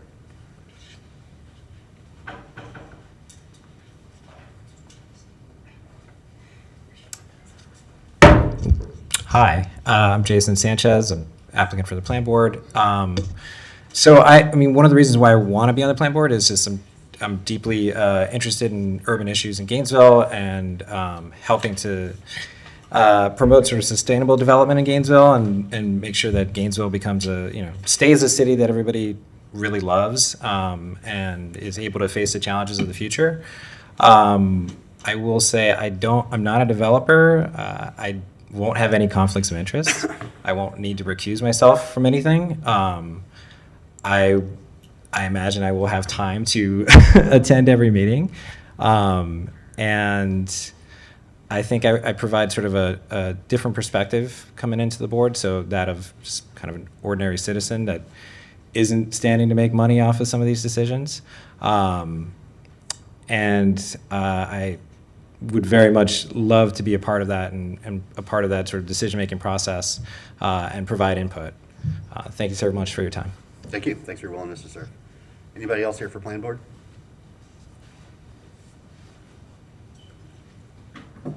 Welcome. How's it going? My name is Renzi, you say them. I'm a director, coordinator of pre-grocery store, food pantry, a community organizer, current student of GIS at the University of Florida, and incoming graduate student in urban planning. Some things I'm hoping to address in my time in the City Plan Board include planning existing future neighborhoods to increase bicycle and pedestrian connectivity, and creating dense, permanently affordable and community-owned housing, along with monitoring the effects of the recent elimination of exclusive single-family zoning. I'm hoping to bring my experience with GIS and data analysis to the table to give fresh perspective on city analyses and monitoring emergent phenomena such as like the outfall of the upzone, and hoping to bring my experience as a community member working directly with marginalized folks through pre-grocery store, many of whom are experiencing mobility disparities such as not having a car, not having like personal physical mobility. Some of the areas we're working with that I think the city is also targeting include Phoenix, the Cedar Ridge subdivisions, and other areas that are far away from grocery stores or just disconnected from everything else around them. Yeah, thank you so much for having me. Thank you. Thanks for your willingness to serve. Anybody else here for Plan Board? Okay, we'll turn it back to the commission. Commissioner Hayes-Santos. Thank you, Mayor. I want to thank all the applicants. I really do appreciate everyone who applied. I would like to put a motion on the floor that we appoint Sanchez and Torres to the City Plan Board. Okay, there's a motion and a second to appoint Sanchez and Torres to the two open full terms on the City Plan Board. Commissioner Sacco. Mr. Mayor, I'm fine with the recommendation. Okay, Commissioner Ward. Thank you, Mr. Mayor. I won't be supporting the motion. I support Hawkins and Sanchez for the board. Thank you. Thank you. Commissioner Chestnut. I won't be supporting the motion either. I support Hawkins and Rayburn. I think Dr. Rayburn sent all of us a note. He is teaching geometry this afternoon and could not come to speak on behalf of his application. Yes, thank you. Yeah, I did, was able to read that. That was a nice letter. Commissioner Sacco? Thank you, Mr. Mayor. Although Mr. Hawkins has served on this board in the past, I take great issue with the fact that he has either filed or assisted on numerous lawsuits against the city when development or planning projects do not go according to his vote on the plan board.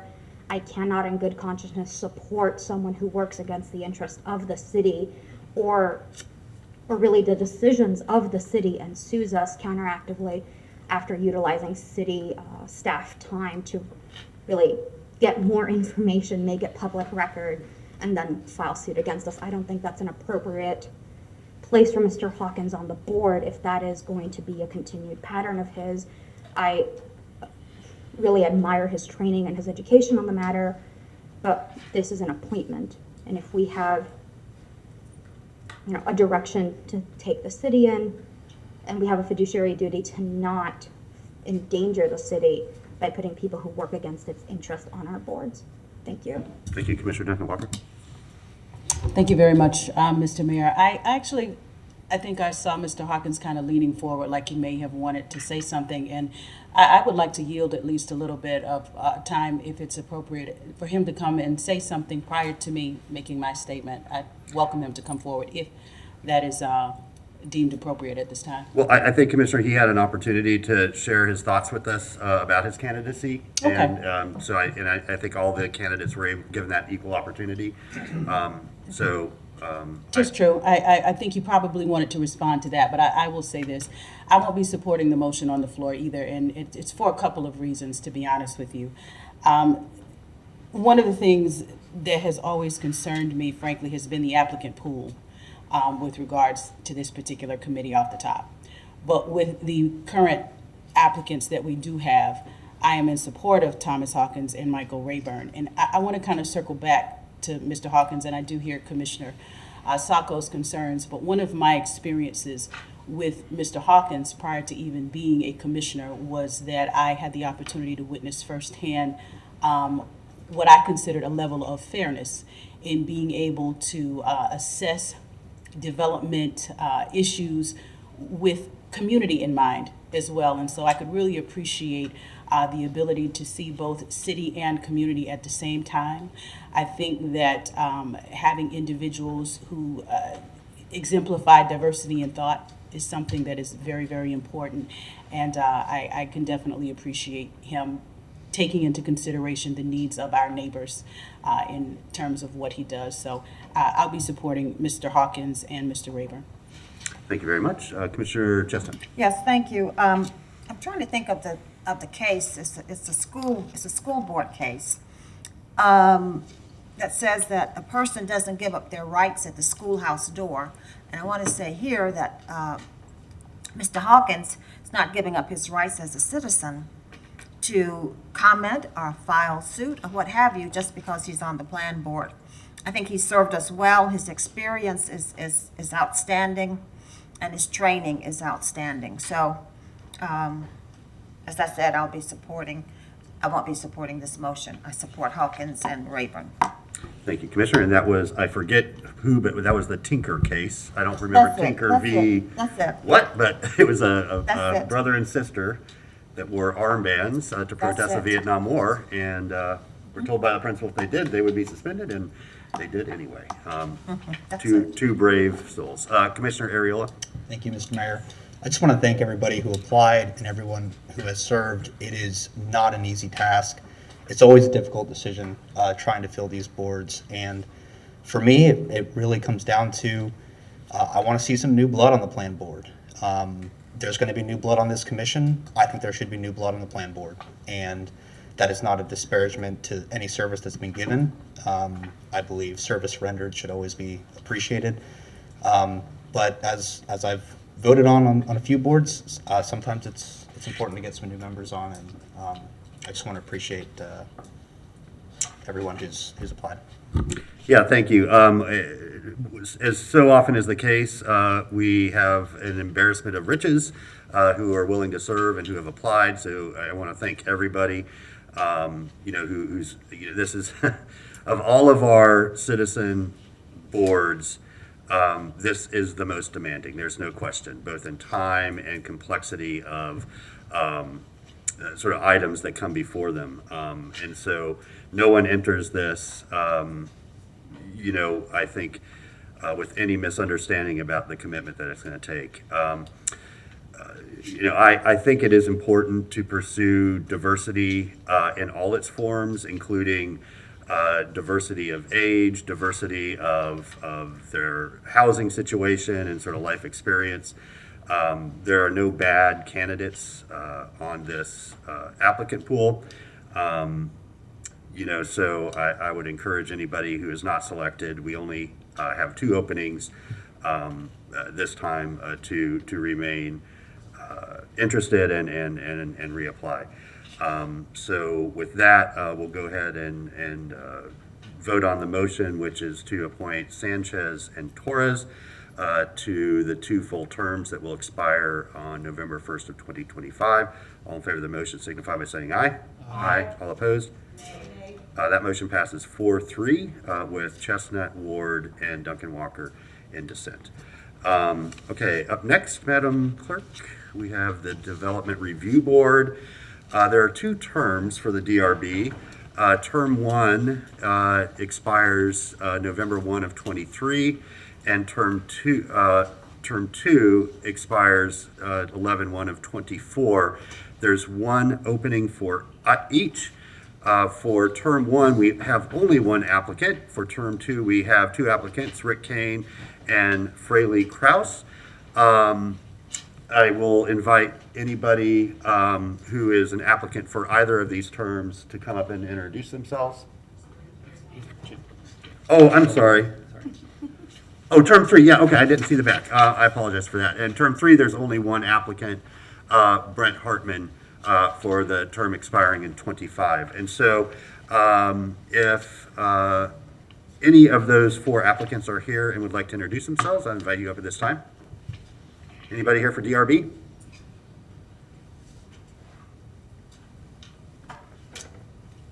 Hi there. Oh, excuse me, I have suddenly developed something in my throat, so my voice is a little raspy. Good afternoon. Thank you for generously giving me this time to elaborate a bit more about why I want to serve on the board. I'm Fraley Kraus, and I currently live in Northeast Gainesville. My work has taken me to 5 different countries and also been local, giving me a robust understanding of urban and rural infrastructure and the complex socioeconomic components that influence this infrastructure. My academic studies have focused on community development, especially sustainability, regarding building flourishing cities that are both equitable and resilient to future change. I have more of an interdisciplinary background in natural resource management, public health, social services, and my current master's is in sustainable development practice, which allows me to use a systems approach towards making development decisions, understanding that each decision is housed in a web of interactions between social, economic, natural dimensions of a place. And as a member of this board, I believe I would offer a perspective that aims to understand how these different dimensions and the complexities of them within our city can be leveraged to make decisions that both care for our current and future residents. I'm currently a downtown representative in the new Thriving Cities Lab, which seeks to engage a variety of stakeholders in decisions regarding city beautification, business development, historic preservation, and more. This group hopes to strengthen the relationships between different actors in Gainesville, nonprofits, civil society, government, business. My conversations within this group have really helped me to leverage my academic experience to think practically and strategically about our community assets and capital. So I hope to bring an energy and experience to this board that would contribute to decision-making that influences both our current and future flourishing as a city. We're a city comprised of vibrant culture, talented artists, brilliant entrepreneurs, and passionate citizens, all which promote the potential of our city to be a hub for economic growth, community building, and natural resource preservation. So again, I thank you for your time, and I would be honored to serve as a member of this board. Thank you, Ms. guys. Krause. Appreciate you being with us today. Is there anybody else here for the DRB appointments? Any of the 3 terms? Okay, back to the commission. Commissioner Chestnut. Mr. Mayor, I move the appointment of Rebecca Herron for a term expiring 11/1/2023. Fraley Kraus, her term expiring 11/1/2024. And Brent Hartman, her term expiring 11/1/2025. Okay, motion and second that we appoint Herron to term 1, Kraus to term 2, and Hartman to term 3. Commissioner Hayes-Santos was it for the motion? Okay, then back to the commission. All in favor of the motion, say aye. Aye. All opposed? No. Was that the 3 of you? Okay, so that motion passes 4-3 with Sacco, Ward, and Duncan Walker in dissent. Okay, up next we have the Regional Airport Authority Board. We just approved, I think, another $20 million grant for the airport this morning. So it's obviously a very important board. We have 2 terms expiring in July of 25 and 2 applicants, Curtis Reynolds and Kevin Thorpe. Are Mr. Reynolds or Thorpe with us today? I don't think they are. I don't see them. Okay, Commissioner Chestnut. Mayor, move the recommendation for Pastor Kevin Thorpe to the Gainesville Regional Airport Authority. Okay, we have 2 applications and 2 terms. Would you like to appoint Mr. Reynolds as well? Well, I don't know. Yeah, okay. Okay. That's fine. Okay, so to appoint Reynolds and Thorpe to the 2 open terms. Commissioner Ward? Okay, very good. All in favor of the motion then signify by saying aye. Aye. All opposed? That motion passes unanimously. Congratulations, both of you. All right, next up we have the Human Rights Board. We have 2 partial terms for this, expiring in '23, plus the next full terms expiring in '26. And so I just want to make sure, Kristen, what we're saying is that we're appointing these 2 to finish out the partial terms and then take over for the full terms at the end of that? Yes, that's correct. Our current policy is when the partial term is within 6 months, that we would do the next following, because it would be too quick of a turnaround to Sure. have them reapply. Okay, thank you for that clarification.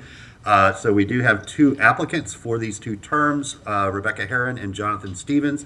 Are either of those individuals with us today? Come on up and introduce yourself. Awesome. Good afternoon, Mr. Mayor, commissioners, and all of Audible's leadership. My name is Jonathan Chan Stevens. I am a second-year food science student with a minor in agricultural and natural resource law at the University of Florida. A lot of my coursework has been really centered around law. I've actually taken multiple courses within law, looking at business law, and also analyzing other areas within discriminatory law within many different facets. And that's really been a way for me to be able to invigorate a lot of my passion within just like proceedings like that in quasi-judicial boards. I also served as a student senator. I am a student senator currently at the University of Florida. And I've really focused a lot of my policies on trying to increase transparency within the student government. Specifically, I was able to pass legislation that helped to implement a discovery period for different organizations that are put under investigations within our quasi-judicial committees in the Senate. And, you know, I believe that through all my experiences, I can serve as an asset, not only through my identity as a young Black queer individual, but through also my commitment to precedent within the legal setting and also statutory law and compliance. I also served as the Nature Centers Commission policy committee member, where we were able to pass multiple different policies that were congruent with many different types of confirmations and just qualifications and certifications that are needed to make sure that we're compliant within different organizations. And again, I thank you for your time and consideration, and I appreciate all of your efforts to make a better Gainesville, and I hope that no matter the decision, that I can also help to contribute in that effort. Thank you. Thank you. Thanks for your willingness to serve. Madam Clerk? I would like to make a correction, unfortunately, from the dais, but HRB is a quasi-judicial board as well as Development Review Board, so Ms. Rebecca Herring actually will not be able to apply to both boards. So we will need to re-advertise the second opening. Okay, thank you. One. Ms. Herron is ineligible. Okay, thank you.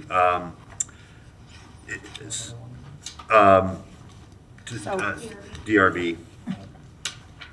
Okay, so I think with one motion, we can make that correction, that we re-advertise term 1 for the DRB, and then if it's the desire of the body, that we can appoint Jonathan Stevens to the Human Rights Board and re-advertise for the open seat.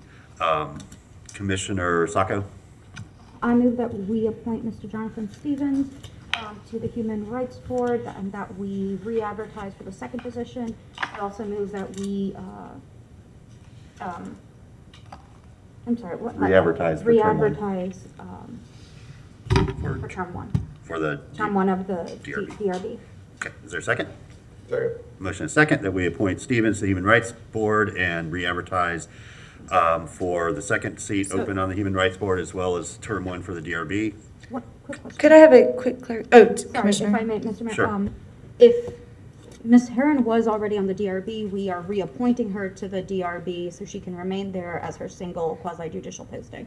So there is no need to re-advertise the DRB. Oh, I understand. Okay. Only re-advertise Human Rights Board. Okay. And appoint Mr. Stevens. It should only be. Okay, yeah. Thank you for that clarification. Commissioner Chestnut? That's fine. I was going to move Mr. Stevens' application. Excellent. Commissioner Hayes-Santos? Thank you, Mayor. I just want to clarify, we're leaving the DRB alone in the current motion? Yeah. Just Yeah. for this doing Human Rights Board? Yeah, no change to DRB, re-advertise one seat for the Human Rights Board. All in favor of the motion, say aye. Aye. All opposed? Motion passes unanimously. Mr. Stevens, thank you. Appreciate your willingness to serve. Okay, and finally, we have Historic Preservation Board. Madam Manager, I understand that you might have wanted to speak to one of our applicants, Mr. McNeese. Mr. Mayor, members of the commission, I think several meetings or so ago, there was some discussion around city employees actually serving on boards. I did not have the opportunity to review the application, and I wanted to be able to do that. And so that's why I have paused today regarding that applicant for that particular board. Okay, thank you. So we do have two applications for a partial term that will end in June of '23, so about a 6-7 month appointment. LaDonna Carlisle and Peter McNeese. Are any of those two applicants with us today? I know that one is. Come on up. Thank you so much for your time and for having me today. I am a new citizen to Gainesville, so I look forward to being part of the city in this way or any other way that I can participate. I wanted to point out that my name is LaDonna Carlisle. I am the CEO and founder of SmartDocs Technologies. And basically what that is it's a healthcare platform for underserved areas. I believe you and I had a discussion around that previously, Mayor Poe.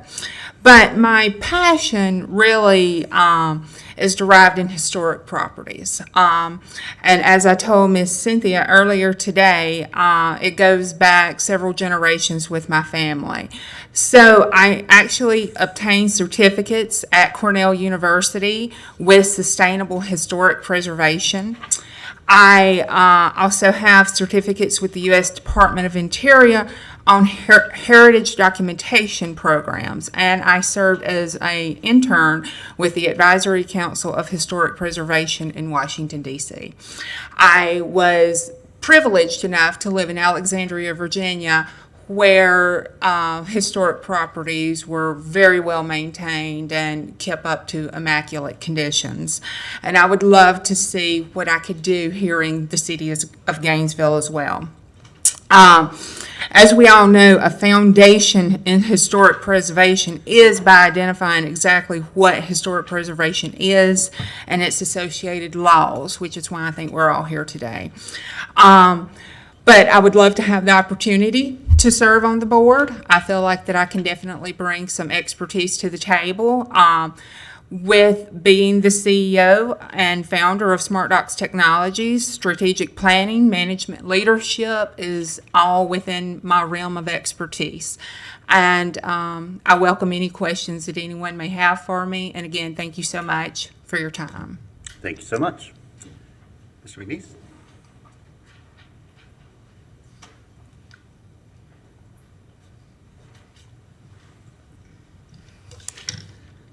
Okay, good afternoon again, Mr. Mayor and City Commissioners.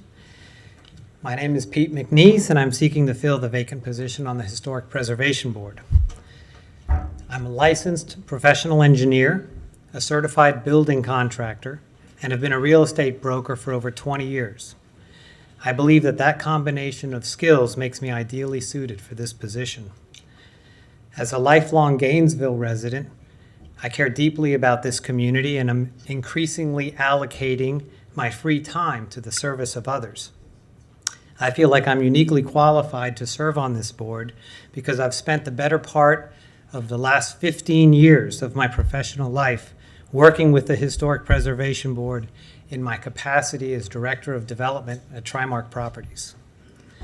During that time, we built a dozen compatible infill projects within the University Heights Historic District. We also were responsible for the complete restoration of a half-dozen contributing structures that had fallen into disrepair due to abuse and neglect. I was so pleased with what we were able to accomplish in the University Heights Historic District that my wife and I purchased a rundown 100-year-old church stone house and spent 2 years restoring that home ourselves. We live there now full-time, and are one of the few homesteaded properties in that community. I've been successful because of my work ethic and my ability to work collaboratively with others. I was captain of my Buchholz varsity soccer team. I was president of my fraternity at MIT. I was the highest rated ensign at my first duty station as a young naval officer, and I've continued that commitment to excellence in my adult life. I believe that I have the requisite skills as a professional engineer, building contractor, and real estate broker, and the necessary experience as a property developer to successfully fulfill my duties and responsibilities as a member of the Historic Preservation Board. I've made a career of finding balance between development and preserving the historic fabric of these communities, and I hope you will give me the opportunity to put that experience to good use. Thank you. Thank you. And again, an embarrassment of riches. So thank you both for being willing to serve and putting your candidacy forward. We'll start with Commissioner Sacco. Thank you, Mr. Mayor. I understand that the manager's hesitation on current employees, but I believe that policy says so long as they are not currently, or rather directly impacted by the actions of that board. So I believe one of our candidates is wonderfully qualified, wonderfully qualified in a way that matches with the ordinance that sets up this board, that says that we really should look for folks with experience in engineering and construction management. I believe Mr. McNeese has those qualifications and has a true spirit of public service in him. And I'd be more than happy to push him forward, to nominate him as to fill that position on the Historic Preservation Board. Okay, is there a second? Second. I apologize. Is Bridget Murphy here, the applicant for the student seat on the Historic Preservation Board? Okay, thank you. Commissioner, did you want to include Ms. Murphy as the student applicant? Yes. Okay. Okay, thank you. Commissioner Hayes-Santos? Thank you, Mayor. We do have some great qualified candidates. However, I strongly believe that these boards should only be for non-city employees.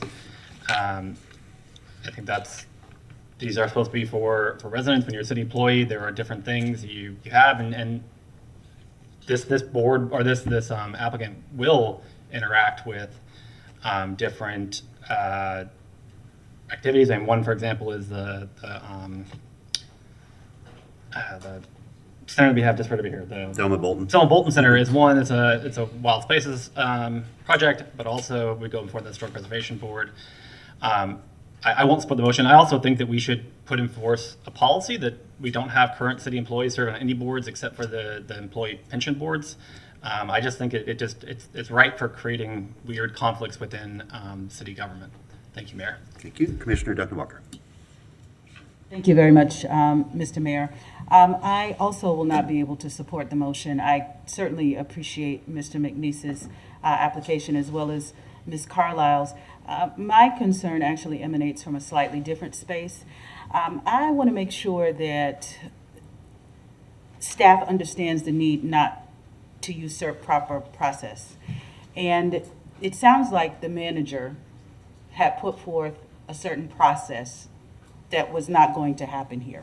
And so we got a letter and a note from Betsy making a recommendation. Part of me can appreciate that. However, another part of me says that the city manager has asked for a certain thing, and she's the person that's in charge. So on that ground alone, since that was usurped, that process was not adhered to, she has not had a chance to review it. I also, I can appreciate the comment that Commissioner Hayes-Santos just made about potentially walking into some spaces of weird conflict. I would have to pull back. Once again, I thank Mr. McNeese. I think Ms. Carlisle has demonstrated a wealth of expertise, et cetera, and for that reason, beginning with the city manager's request and actually directive not being adhered to, I need to refrain from Mr. McNeese at this time, and I certainly would support a conversation about creating policy around this. Thank you. Commissioner Chestnut. Thank you. I too, Kristen, I'm going to have a question for you. That's okay. Okay, all right. I can't support Mr. McNeese at this time. I was very impressed with Miss Carlisle's experience, which is very, I mean, it's right on target for what we need, and it's she will bring a different perspective to the table, and I think that's important as well. My question for Ms. Bryant is, when will we have openings again on this board? Can you tell us?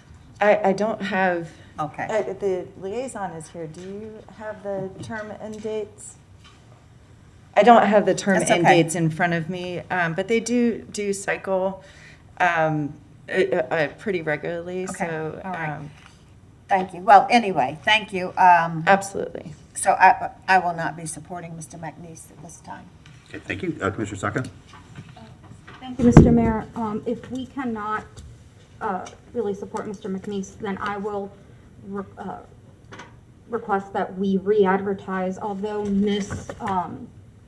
Carlisle seems very qualified on paper, staff has brought some concerns to me about those certifications, and that the certifications are not an accurate portrayal of what they are, that they were a course at best and not necessarily true certification or training. We have by ordinance requirements for the people that we want on these boards. If we have concerns about Mr. McNeese being an employee, that's fine, but we will re-advertise otherwise. We take historic preservation very seriously in Gainesville. I don't want to put anyone that there could be any question about on one of these boards. And so if I think I have a second, but if we don't have to four, then my recommendation will be to just re-advertise the board entirely. I would accept that. Okay, well, let's vote, and then if the Yeah. if the motion fails, we'll get another motion on the floor. Commissioner Chestnut? Yes, I was going to say, just let's follow the course. I would rather vote and see where this vote goes, and then determine if we need to re-advertise. I think it's pretty serious if an accusation is made about a person presenting fraudulent information in their application. So you said that staff said that to you, Commissioner Sacco, that information was false? Staff vetted this information and has knowledge of these programs. There is no certification per se that could come out of the Cornell program. And when asked further about the Advisory Council on Historic Preservation, because no certification was listed, the vetting process yielded that no certificate or completion of any training had really been presented. And it was presented in a vague way and pretty misleading. Mr. Mayor, would it be okay if Ms. Carlisle addressed this Sure. issue? As you're being presented as Yeah. providing fraudulent information. Yes, ma'am. I can tell you that I did complete Cornell University back in 2003, and I can provide certificates showing that those certificates were completed. Now, with the U.S. Department of Interior, the program that I completed also provided me with the certificate. And as I stated, the Advisory Council on the Historic Preservation was more of an internship, so there was no, documentation with that. Okay. Thank you, Mr. Mayor. Commissioner Duncan Walker? Thank you, Mr. Mayor. I'm sorry, Ms. Carlisle. I really would like for staff to be very, very careful moving forward, because this is actually hurtful for me, that we would be questioning someone's qualifications from the dais. And that vetting process, in my mind, should have happened at the staff level, and those concerns should have been aired out on that side well before it came to us and became some sort of publicly humiliating or embarrassing situation for an applicant. I so deeply apologize.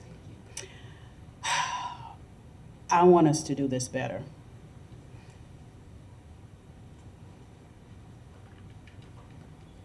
I don't want anyone on this dais to have any questions about an applicant. I'm sorry that you were grilled this way, Ms. Carlisle. I think it is important for us to have accurate information. I've heard you say that, give us your responses. I'm actually a little more inclined because to me, it seems like a very simple, quick phone call, Google. Let's just not vote on it at this moment, but let's vote on it today. If there is a question about this, she has come forward, she has given us her explanation. It seems like this is kind of a quick situation, but I'm definitely perturbed at the fact that we've grilled this young woman who is trying to come and render her volunteer service to us in this regard. We should have kind of handled this a little differently. Thank you, Commissioner Sacco. So I understand I would have preferred that this not be the situation we have, but when staff brings information to me, they bring it when they have it, and they happen to get it very recently, maybe an hour or so ago. And they brought it to me because I had asked for information and their opinion as the people who work with these boards to see what type of temperament, what type of skill, what preferences they would have. And this information was volunteered to me. So I am not saying that staff are lying. I'm taking staff at their word because that is what we are meant to do. We are meant to believe the competence and the value of our staff's word. That is what I have done today. Now, if Ms. Carlisle would like to present that documentation, that certification, I am more than willing to wait and just move this on for the rest of the agenda, but I will not sit here and say that I am lying or that staff is lying. I am doing my job and I am relaying the information that staff has given to me. If that is upsetting, I understand. No one wants to be questioned, but I will do my job and I will make sure that our city acts with integrity and that the people we put on this board are who they say they are. If staff has a concern, my job is to bring that concern forward. And I will not be shamed or told to be humbled about it because I brought forward a valid concern. Now, if I am wrong and I have relayed information that was given to me incorrectly, I will apologize. But that has not happened yet.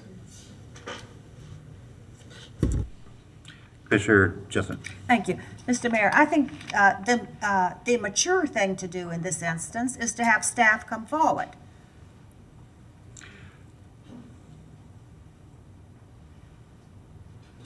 Ms. Kaufman? Madam Manager, is that fine with you? Ms. Kaufman? Yeah. Yes, I'm surprised that it's Ms. Kaufman because I thought this was in the clerk's purview, so, I mean, if she's the staff person. No, she's Okay. she's the staff person, isn't she? Just want the appropriate person. Thank you. Ms. Kaufman, welcome. Thank you, Mr. Mayor. Thank you, esteemed commissioners. When I get applications for the Historic Preservation Board, I contact any and all of them. I had concerns about one of the applications because many of the pages attached to the resume were copied and pasted from a federal webpage, and I am very familiar with all those programs listed for the certifications. I did not approach Commissioner Sacco. She caught me out in the hallway, and I relayed those concerns right before the meeting. But it's up to you. It's your call for who you want to appoint to the Historic Preservation Board. And obviously, we would work with anybody and everybody who you appointed. And thank you. Thank you. Commissioner Hayes-Santos. Thank you, Mayor. If this motion fails, which I hope it does, I think we should just push a discussion to December 1st, and then for this Historic Preservation Board, move forward on the student board.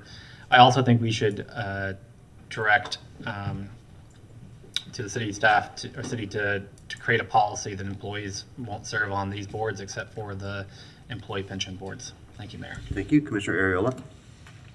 Quick reminder of the motion. It is for Mr. McNeese and Ms. Murphy for the student seat. Okay, thank you. I will support the motion, but I just want to say in regards to the latest discussion, I just want to share a quote from one of my favorite authors, Aldous Huxley. He said, "The deepest sin against the human mind is to believe things without evidence. So I think let's push, if this doesn't pass, let's push it to another date. We can absolutely have these discussions out in the open, like they're supposed to be, and to do it fairly. Thank you. Thank you. So I don't want anybody coming into their term on this board with any sort of questions or any of that. So I do think it's appropriate just to continue the partial term seat to our December 1st meeting, and we can get any sort of documentation or validation necessary so we know that we're making a sort of fully informed decision.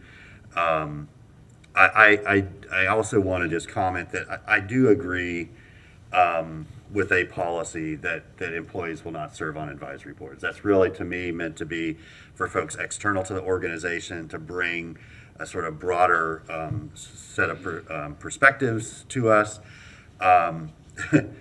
We have so many people that work for this organization that are highly qualified and would be exceptional members. I think about, like, on the UAB, if we had a bunch of GRU employees, they would be fully informed, but that's not the perspective we're asking for. We're asking for folks out in the public to bring their talents and skills to help us broaden our understanding of those issues. So I do think that's appropriate, but I would like to give everyone an opportunity to get any questions answered, to make sure that we are fully aware of everyone's qualifications before we make a decision. Commissioner Duncan Walker? Thank you, Mr. Mayor. I did just want to circle back with my concern for the vetting process. I'm not exactly sure what it is, but Kristen, I thank you for your service. I just am curious if you can tell us a little bit more about that, because what I don't want to do is end up back here. Madam Clerk? This to me is simply not acceptable. I don't want people coming into this chamber and be embarrassed. Madam Clerk? Absolutely. Honorable Mayor and Commissioners, the clerk's process is not to review candidates' information. We don't verify anything. It's strictly ministerial to follow the policies and procedures that have been outlined. With regard to the manager, we typically try to give a courtesy notification, so our apologies that was missed. We always intend to go to the charters and not managers over employees with regard to employee decisions. I believe this board, though, reserved the right to make a decision in previous appointments as to whether or not employees would be appropriate to serve on these boards. The policy, as Commissioner Hayes-Santos brought up, does not explicitly disallow that, because it had been the practice for you all to make a decision on a case-by-case basis. But I do think it is the concern of charters, as it has been in the past with the UAB appointment of employees serving on boards. And I think to make this process easier and clearer to staff, I also would support the same prohibition of employees serving, to allow the members of the public to have that. Thank you for that, Omi. I actually was speaking more to the situation that was concerning Ms. Carlisle. Well, we had no involvement in any vetting of employees, because we don't, or members or applicants, we don't do that. We only push through the process as it is outlined in the bylaws that you all created and set. So maybe that's what we need. Maybe that's, what needs to happen, some sort of vet. This was uncomfortable for me. So any vetting that happens, I believe you all should outline that in the requirements for the board. This commission does set the requirements for the makeup of the board. So if that is a process that you would like to take on, I think then you need to look at the ordinances and or resolutions that have created these boards, and to put in those stringent requirements for any sort of certifications or such that are needed. And then also to outline the process by which they are verified, so it is consistent and there is not disparate treatment among applicants. Absolutely. Point taken. Thank you. Mr. Chester. Thank you. Well, I want to say, when I heard our historic person speak, I did not pick up in her comments that she considered this lady's application to be fraudulent. I didn't pick that up. That's one. Two, I am so embarrassed for this city. I am so embarrassed. This has been a day of embarrassments. I hope we get to talk about them later at the end of this meeting. Ms. Carlisle, I hope you will allow your application to stand. Please, I know you are insulted. I'm insulted for you, but we hope that please keep your application in the hopper. And I think that if staff, to the charter officers, if staff has problems with applications, don't just share that information with one commissioner. That's why we're in the situation we're in today, because one commissioner took off and went on a tarot path. But if you have a problem with something, all 7 commissioners need to know that, not just one. Thank you. Thank you. Commissioner Ward. Thank you, Mr. Mayor. I'm going to speak to just one aspect of the process quickly. I do want us to be careful that we don't task the clerk's office with actually vetting the packets that people send, because then we would be talking about hundreds of potential packets, and we simply don't have the staff to do it. We're going to spend a whole lot of money adding another staffer. We have 26 advisory boards with between 5 and I think 9 members each. We don't have the capacity to honestly vet every application that comes in. And I just want to put that out there before we start going down that road. So, thank you. Commissioner Stucco. Thank you, Mr. Mayor. Since I have to be insulted today, apparently, what I did was not go off on a terror path. That's unnecessary, it's rude, but I understand that with age, a lot of our filter gets lost. What I did was vet candidates for a post, because that is my job. I did my job. I went to staff who deal with these boards. I asked all of our staffers who deal with a multitude of boards what their opinions were, what temperaments were, what attendance was like, what interaction with our staff was like, because at the end of the day, it is staff who deals with our boards. And if I could have some silence and respect while I speak, it would be appreciated. This escalation is no, not I am productive. speaking. She has insulted me. You have allowed her to run over this whole meeting, and I am trying to speak, and you allow her to insult me. Escalation. What have I escalated other than asking for silence while I speak? Please explain. This escalation by 2 of the members of this body is not helpful or productive to our decision-making process. I think we can all speak to the issue. And I am attempting to. Without trying to make it personal. And it's all I'm asking. We have a relatively simple decision to make. This got way more complicated than it needed to be. And if we can keep focused on that, I think we have a clear path to that decision. And try to keep the personal side out of this. That's all I'm asking. Please continue. Thank you. I went and vetted. I read the packets. I read the information. I ask staff, because they are the ones working with these folks every month for several hours, and their opinion and work environment is important to me. They are subject matter experts on this, and I am not. So if I ask who seems really qualified, I ask what I should look for in a candidate, that is me doing my job, seeking their professional opinion. And if once I prompt them, someone says they have misgivings and concerns about inconsistencies, I will consider those. That was not my initial ask. My initial ask was Mr. McNeese. And when we said that shouldn't be and others voted for others showed preference for someone that there was questions about, it was my duty and obligation to bring those concerns forward. It was not me hiding information. It was information I got 10 minutes before the meeting started, and I had asked that if she could, she tell others in the moment she had. Ideally in person, so as to not create a written record. But since I apparently don't know what I'm doing, don't know how to do my job, and only want to insult and embarrass the commission, because apparently that's what I do here, other than my job to make sure good, sensible, honest people are put on boards, I guess none of that matters. So go ahead, do what you want. Attack staff while you're at it too, so more of them try to quit. But sure, let's not ask staff who are qualified who should be on these boards to make decisions. Commissioner Chestnut. You know, Mr. Mayor, I'm going to respect what you asked for. And I think, though, at the end of this meeting today, this commission must have a discussion, because there's some behavior that we cannot tolerate. We can't tolerate it up here, and the public certainly should not have to tolerate this. But I will respect what you're saying so we can move forward. But we Ms. must come back to Chestnut, may I this. say something? I have already stated that I would be happy to, provide my certifications. Yes, you did. Okay, but at this point in time, I do want to withdraw. This is extremely embarrassing, and it's not the way that I wanted to get off. Oh, I am so sorry. Well, yeah, I apologize for that experience. It's not the way it is intended to happen. I will say that the commission asked a couple years ago to bring some of these applications before the board.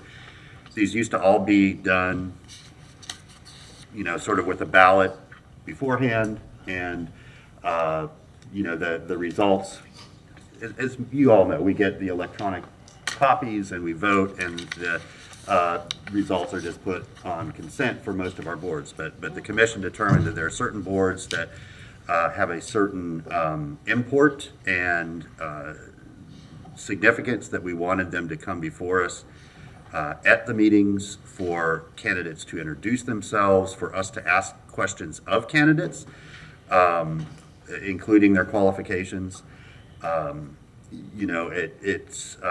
It does make at times for an uncomfortable process, including, if you apply for a board and you're not one of the people chosen, and you're here. So, it's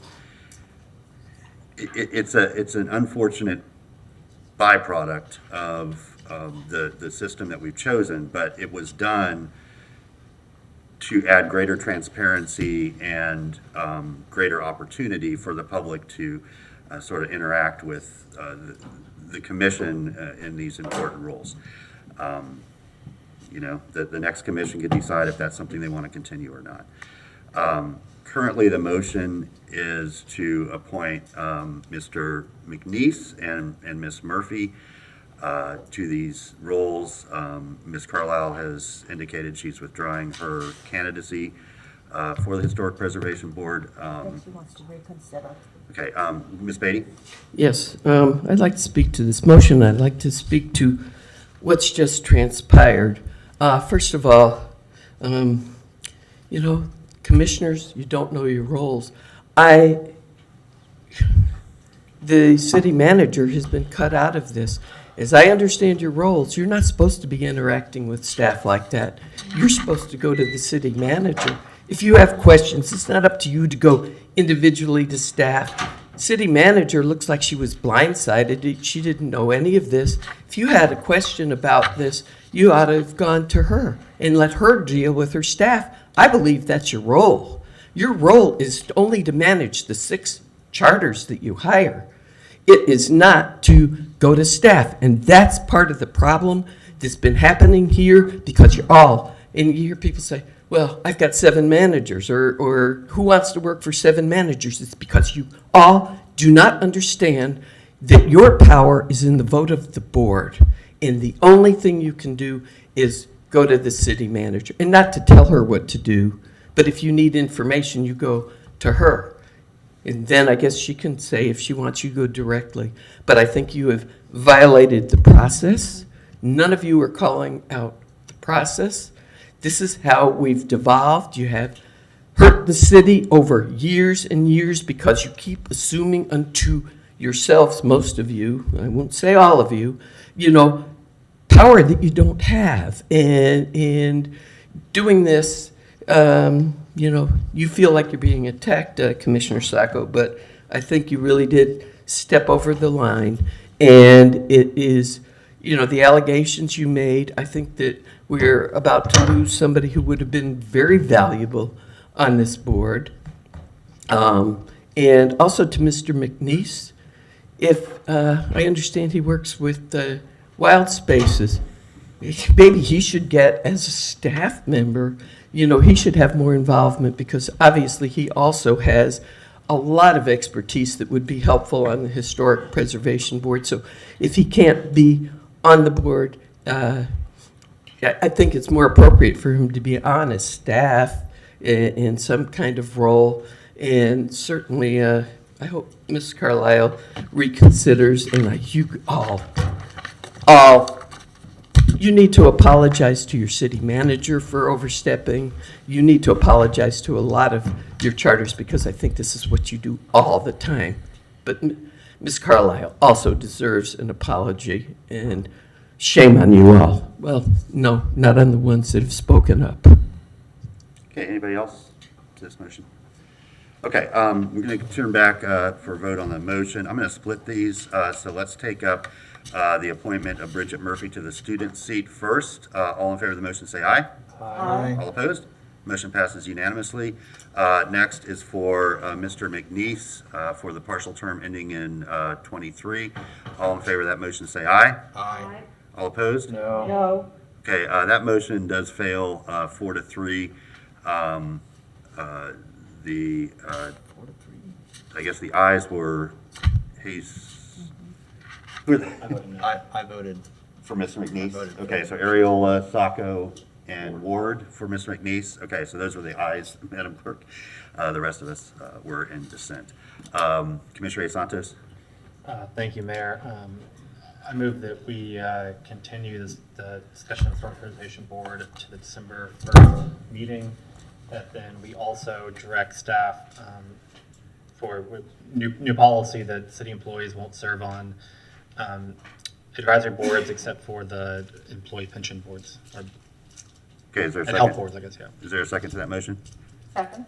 A motion and second that we continue this discussion of this item to December 1st, and separately for staff to bring back a policy that states that employees will not serve on advisory boards except for the pension boards. Commissioner Chestnut. Thank you. Mr. Mayor, Ms. Carlisle did indicate she'd like her application to remain active. Okay, we'll make sure to reach out and invite her back to the Thank December you. 1st meeting. Commissioner Ward. Thank you, Mr. Mayor. Regarding the prohibition of staff members serving on advisory boards, I would like to think about that more carefully. I understand the general idea, but I'm not certain that the pension boards are the only ones that I would leave open for that. Again, there are a lot of boards, and I would like to go through them individually before I make any sort of commitment. Thank you. Thank you. I would say that that's probably something that will come back to us after the commission changes, so you'll have a lot of discretion about it when that appears on an agenda. Madam Clerk. Just wanted clarification on the motion. Does that also involve grandfathering current employees serving or removing them? Well, it's just a discussion of a new policy. It's not stating that anybody is prevented from serving right now until the commission adopts any new policy. So, I mean, I think that question could come up when the commission has a discussion about any changes that might happen or not. Right? For me, it was the future, not on any current persons on boards. Yeah, thank you. Okay, so all in favor of that motion say aye. Aye. All opposed? That motion passes, I think, unanimously. I didn't hear any nays. Okay, thank you all. Madam Clerk, let's go ahead and move on to our next item. Next item is F2 on page 3, updating to state formula for commission salaries. Commissioner Hayes-Santos, with a recommendation that the commission direct staff to draft an ordinance that comes back for first reading on December 1st and second reading on December 15th. Change to the salary would take effect October 1, 2023. The ordinance shall reflect the state population-based formula for county commissioners, and the mayor shall receive a salary that is 25% higher than the city commissioner's salary to compensate for increased workload and demand. Commissioner Santos. Thank you, Mayor. The law on salaries was changed back in year 2000. The city has grown quite a bit, and we have significant, I think we're one of the most complicated cities out there because we have a full service utility, because of all the different homelessness. We do everything that most cities don't do. And we have a continued want from the public for more community engagement. And I believe that it should be on our duty to do community engagement, and that can be difficult when having to pick up other jobs to be able to live here. Also, I know there are quite a few candidates who did not run for office because of the wage. I think a population-based formula, that's what the state does for all of the county positions, so it goes up and down depending on the population. I think as a fair way to do salaries, because you're a larger city, you're going to have to do more work, so probably should get more of a wage. The 25% higher for the mayor is for, that's what we currently pay, about 25% higher right now for the mayor's position, because there is significant more time and duties that they have to do. I was hoping the other two commissioners were here. I don't know if their thoughts on it as well, but I think that we should have a more professional commission, and I think by paying a full salary, I think we can get that, and I think our city will do better because we'll have commissioners who are able to be more informed and be able to be out in the public more often as well. Thank you, Mayor. Thank you, Commissioner Ward. Thank you, Mr. Mayor. So I'm of two minds. First of all, I would say I don't support it because it would affect me. So I'm taking myself out of that. But second, I will say that I have absolutely known very qualified people over the last 5.5, 6, 7 years who have said, wow, that's a lot of abuse to take for that little money, and I don't think I can do that.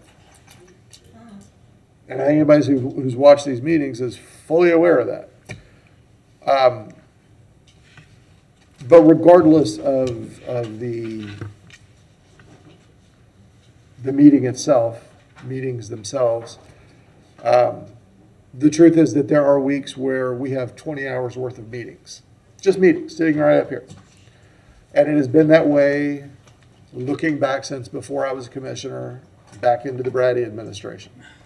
Absolutely is true. To do the job right, you also need to read the backup. You need to be open and willing to not only meet with people who call you, but also to reach out to them. This is not a part-time gig. It can be, but I think if you do it right, this is a 40-hour-a-week job. There have been weeks I only spent 30 on it, but there have been weeks I spent 50 or 60 on it.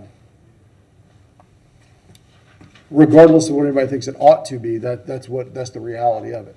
And because of that, there are professionals in our community who are very interested in running who don't, because they can't afford to do this. There are single parents in our community who cannot do this, who don't do this, who have started to do this and said, no, you know what, this is not going to work. We've experienced that on the commission. I am blessed to be in a position where my wife is happy to subsidize my work here on the commission. But this is, it is a financial disincentive at the current level. Now, that same is true of a variety of elected positions. Folks across the street at the county are in pretty good shape. But other than that, the legislature has very, very low pay. The school board certainly does not pay full time. And for folks who think, poorly of some of us, maybe you get what you pay for. But that said, I think the timing is poor on this, and I am unable to support it. It is something certainly to think about in coming years or future commissions. I am not going to be supportive of this right now, though. Thank you. Yeah, thank you, Commissioner Hayes-Santos, for bringing it up. It is an important discussion. It's not something I'm willing to do at this time because I think it does need a broader discussion. And I think that our neighbors need to be part of that. I don't think most people in our community think about this as a job. I don't think they think about the commitment, the time commitment, the emotional commitment, the academic commitment to do this job right. I do firmly believe that the more you restrict the salaries, the more exclusive and elitist your candidates, because they must be independently wealthy or retired.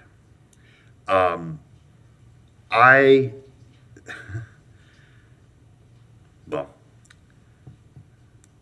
don't need to get into my own personal mental health, I guess, at the dais, but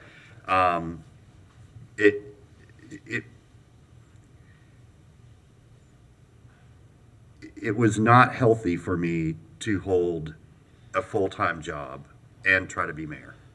It was not healthy. And my health greatly improved when I quit my other job that I'd had for 24 years.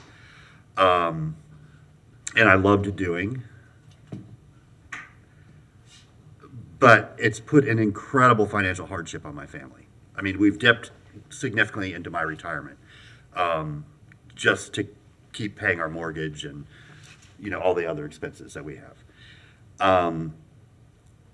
And frankly, I've never, and maybe they're out there, but I've never heard a single person complain about how much county commissioners get paid, even though they do they have about half the number of responsibilities that we have. So, Commissioner, I thank you for bringing this to the attention of everyone, because I do believe our community would be better served if folks could just concentrate on this job. Nobody has ever complained that their elected official is showing up too many places. That we talked about this last night. The demands, or I guess this morning, it all runs together. That we are always expected to be, I think people think about this job as Thursdays at this dais, right? And that's the culmination of all our work. This is the end product of all of the work that we do. The work we do with our staff, the work we do out in the community, the work we do on our own to make sure we're fully informed and knowledgeable about every single issue that comes before us. And it does a disservice to our community when we significantly narrow the funnel so much that only a few people can choose to do this. It helps to be single. I'm just saying. It's not in every part of life, but it's, so even that, if you're raising kids or taking care of your parents who are, facing increasing healthcare needs, it really, really limits who can serve. So I want our community to have that discussion, and I think that most of the folks who care about our community will ultimately see the value and the sort of net positive gain from doing this. But I don't think it should be something that should happen without that discussion first. And so that's, I would view today as a beginning of that conversation. Commissioner Santos. Thank you, Mayor. I hear you on the discussion. I think that and there was discussion at the Charter Review Committee, or Charter Review Commission. There were some discussions about putting in the charter. I think it was decided that it really should be. I don't know what came out of that, but I do. If we don't do it now, it won't get done. So that's it's. We can talk about it a lot more, and then it won't change. Now is the opportunity if there are enough votes to do it. I hope there are, but there won't be other chances to do something like this and rectify something and set our city. Mr. Mayor, you talked a lot about good governance, and a lot about setting up the future commissions, and I think this allows us to set up for the decades to come a better city. I'm open to changing the term when it starts, but to a later date, and if that may help get some more people on board, but I think we should try to move forward now. I would like to move the recommendation that I have in there. Second. Okay, motion and a second that we approve this recommendation, which would bring back an item on our December 1st agenda. Commissioner Ariola. Thank you, Mr. Mayor. I'll be brief. This is an important issue. Pay equity is one of the biggest issues facing any workplace, and we have that conversation frequently for employees. We have that conversation frequently, less frequently for our charter officers, but we even have that conversation then. The conversation never happens for the board. In other organizations, board compensation is always decided in unison between the board and the executive director and the administration of that organization. Ours is different. Ours is a democracy. And I have, for 5.5 years, been content with the public salary, but it is really difficult to explain. You know, I try not to do this because I want to be inclusive of all generations. It's really difficult to explain to folks who didn't graduate high school right when the housing crisis happened.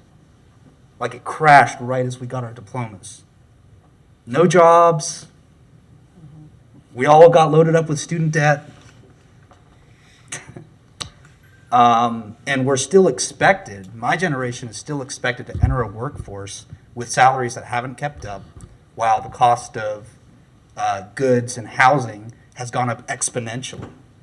So jobs like this really are, there's huge barriers to increase. Now, in politics, there's huge barriers to entry in general. But for my generation in particular, there are even higher barriers. And it really takes dedicated individuals like the commissioners we have here. But it hasn't come without its own hardship. You know, I had to go out and get a second job, and it was so demanding that it was just unsustainable. Every time, it's just unsustainable. And you heard that from the mayor. So, you know, there comes a certain point in every city commission's history where the city changes so much that how we elect folks and the system that they work around has to change as well. And I think we're getting that point. There was a commission that had the vision to see the charter and say, one day Gainesville will have 100,000 people. Let's put in the charter what happens to the commission when we reach 100, I think it was 119 or 109,000, and it was an automatic trigger. Gainesville is going to hit 200,000 people. That's going to happen. It may not happen quickly, but it will. And so we need to begin to start thinking about that and to continue to consider this as something that where you do have to be independently wealthy, or you have to be so recklessly in love with public service that you're willing to endanger your own financial situation to do it. I'm okay with it. You know, love is the greatest emotion in the world, and to be able to provide public service it's a labor of love for all of us. But if we don't compensate correctly, we're just not going to keep up. We just won't keep up, and that's just the law of life. Change is the law of life. So I appreciate my colleagues. This is the first time I've ever offered people raises, and they have told me no. So that's okay. I get it. I sat here for 5 years. I understand the pressure you feel. But when conversations like this happen and the votes are close enough, I think it's worth reconsidering, because this is going to do a lot of good, I think. Thank you. Thank you. Mr. Chestnut? Thank you. Thank you, Mr. Mayor. Well, this is the happiest I've ever been serving in public service. That's saying something. Yeah, well, it is. Yeah. And the reason I'm happy is because I'm retired. It's not a salary that I depend on, and I'm free. I'm free, so it makes a difference. However, this pay does create an elitist system. Only people who are, like myself, retired or independently wealthy can really serve, because this is not a part-time job. This is a full-time plus. Full-time plus. The Florida legislature is the same way. The salary creates an elitist system of people who can serve. So I think that our job requirements are no less than what the county commission requires. When I was on the Charter Review Commission, thanks to you all appointing me there, our position was this: the city commission has the power to determine their salaries. So we didn't make a change. We said we'll leave it up to the city. I think that we would get a broader spectrum of candidates if you had a salary that was a livable wage. And so I'm going to support this motion because I think it's time to move forward with this. And Okay. we're the only ones who can do it. Okay, thank you. Thank you. So the motion on the floor to approve the recommendation. Members that like to speak to this motion? Good. You said community, okay. Good afternoon, once again, Joe Beatty. I hope you vote this down. I think if this is an idea that's worth entertaining, it should be entertained by the new commission. You all are going to Israel. You're going to try to ram something through and saddle a new commission with something that you decided. You have made this job much more. You all quit your regular jobs. You started this committee and that committee and subcommittees. We're paying charters in an inordinate amount of money. You've got, I used to have a number, I think it's over 120 people making over $100,000. I've got the breakdown. I wasn't expecting to have to use it now. You have increased the number of meetings. You've pushed the citizens out of our public service by making the commission less accessible to us, cutting down public comments. I've been here 15 years doing my public service, no pay, and if you think that I'm independently wealthy, you're wrong.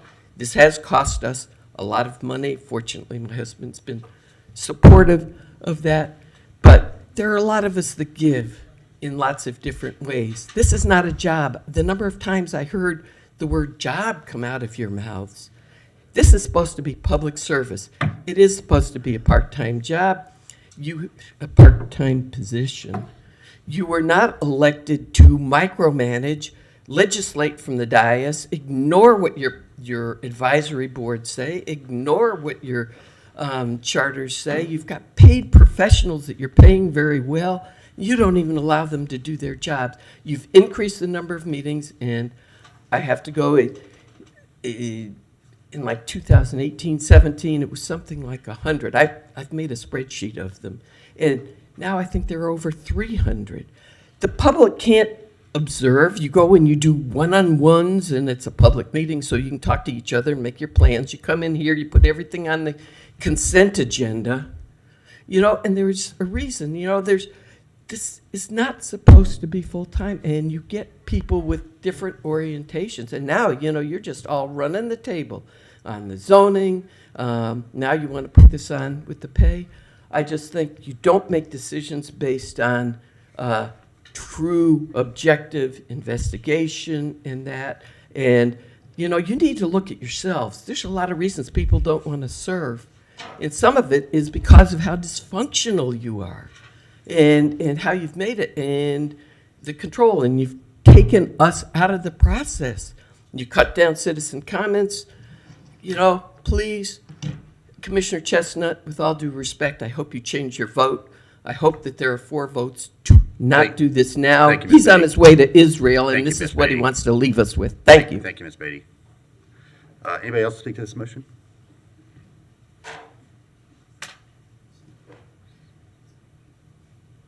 Mr. Mayor, Robert Mounds. I really wasn't planning on addressing this issue, but another one.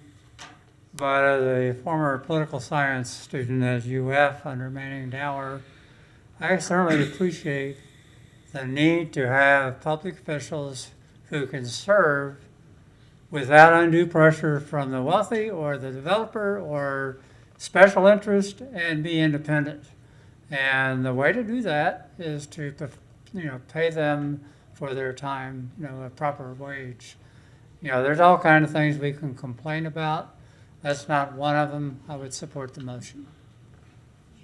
Thank you. Anybody else? Same. Former elected official. Former Commissioner John Barrow. Mr. Brett, do you remember how much you earned when you were on the commission? $24,000. And I came up here to tell you that I think my last year on the commission, 2002, was when we started the conversation that you're having today to bump it up then. And we tied it to the CPI or something like that. We caught a lot of flack. But clearly, it's time to have the discussion again and readdress that issue. I think the commissioners do need to be compensated accordingly. Thank you. Thank you. Anybody else? Okay, back to the commission. Commissioner, can you restate the motion and not just say that what's in the backup? Thank you, Mayor. Number one, draft ordinance that comes back for first reading on December 1st and second reading on December 15th. Change in salary would take effect October 1st, 2023. Number three, ordinance shall reflect the state population-based formula used for the county commissioners. 4, the mayor shall receive a salary that is 25% higher than the city commissioners' salary to compensate for increased workload and demand. Okay, thank you. I'll tell you what, I try to always keep an open mind, and some comments by my colleagues as well as from folks out there joining us today have convinced me, and because I will not be a beneficiary of this change, I do it with a clean conscience. So we'll go ahead and move to a vote. All in favor of the motion say aye. Aye. All opposed? No. That was 5-1, I believe, with Ward and dissent. So we'll look forward to having this back on December 1st.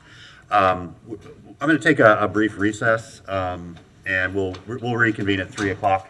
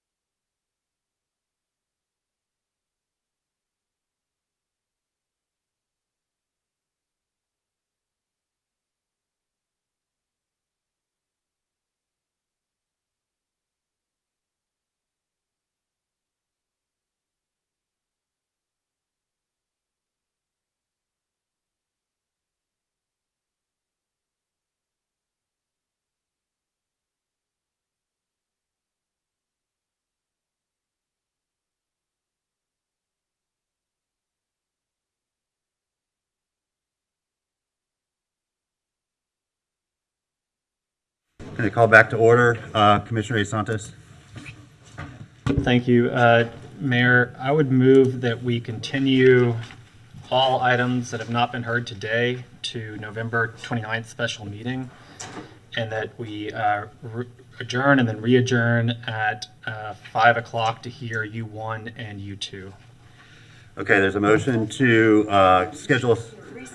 Recess until 5 o'clock. I will clarify. There's a motion to schedule a special meeting for November 29th at 1 o'clock. And continue all these items on today's agenda to that meeting, except for, what were they? U1 and U2, which we will hear at 5 o'clock this evening. Is there a second?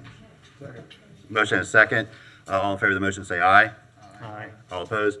Motion passes unanimously. We are in recess until 5 o'clock.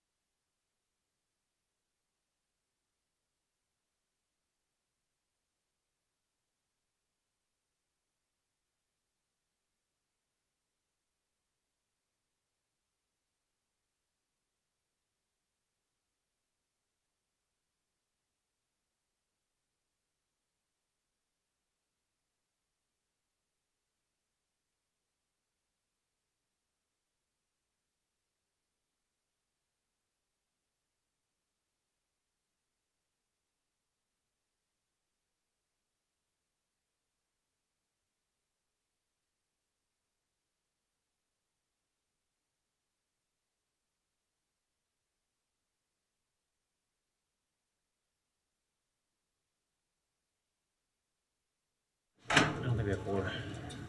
We don't need it. Oh, we don't need it. Okay. Okay, good evening. We're going to call this meeting back to order. We had some circumstances that caused us to modify our agenda, and so we're only going to be taking up items U1 and U2, and we'll do this proclamation. So anybody that was interested in any of the other items, those have been continued into a special meeting on November 29th. So, Madam Clerk?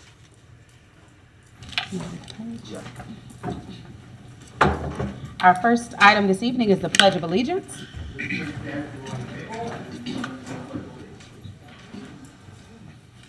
Pledge allegiance to the flag of the United States of America, and to the republic for which it stands, one nation, under God, indivisible, with liberty and justice for all. Thank you. Madam Clerk? Our proclamation this evening is for Sigma Gamma Rho Sorority Incorporated 100th Founders Day 2022. Okay, and if you all like to come up here and join me for this proclamation, I'd love it. Welcome.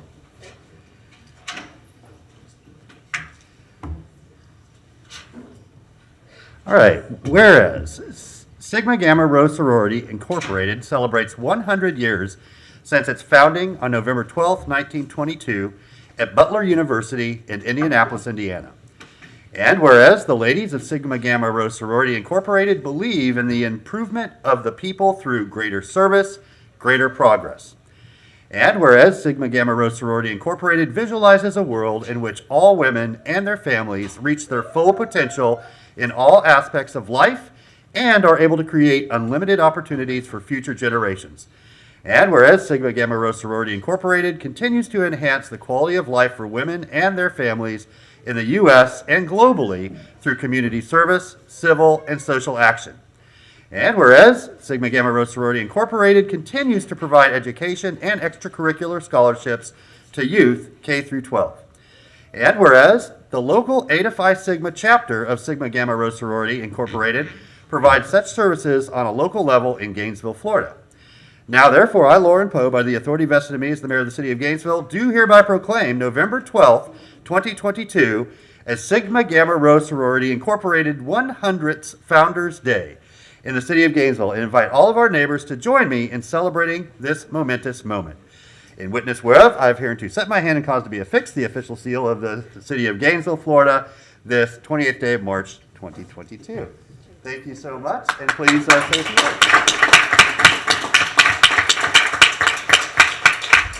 Thank you all so much for this opportunity. We are honored to be here in your presence. We thank you all for allowing this momentous time to take place, and we will continue to serve our community just like you all are doing. And the ladies here, we are excited and just grateful for this time that we can celebrate 100 years of service, and we're going to continue to move forward with that. Thank you so much.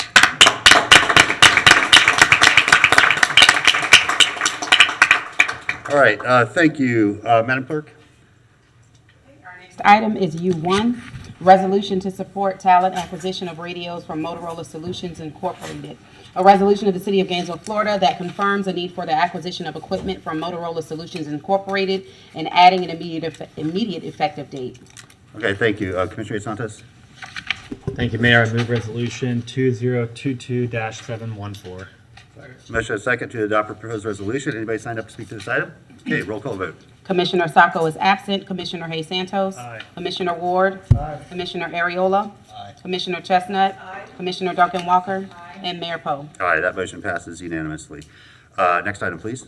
Seventh budget amendment to the fiscal year 2022 general government financial and operating plan budget with the recommendation that the commission adopt the proposed resolution. Commissioner Hayes-Santos? Thank you, Mayor. I move the budget amendment. Is there a second? Motion is second that we adopt the proposed budget resolution. Anybody sign up to speak to this item? No? Okay, roll call vote. She said there's nobody signed up? I signed up in the beginning. I said, Oh, okay, all go ahead. items if I want to. Go ahead.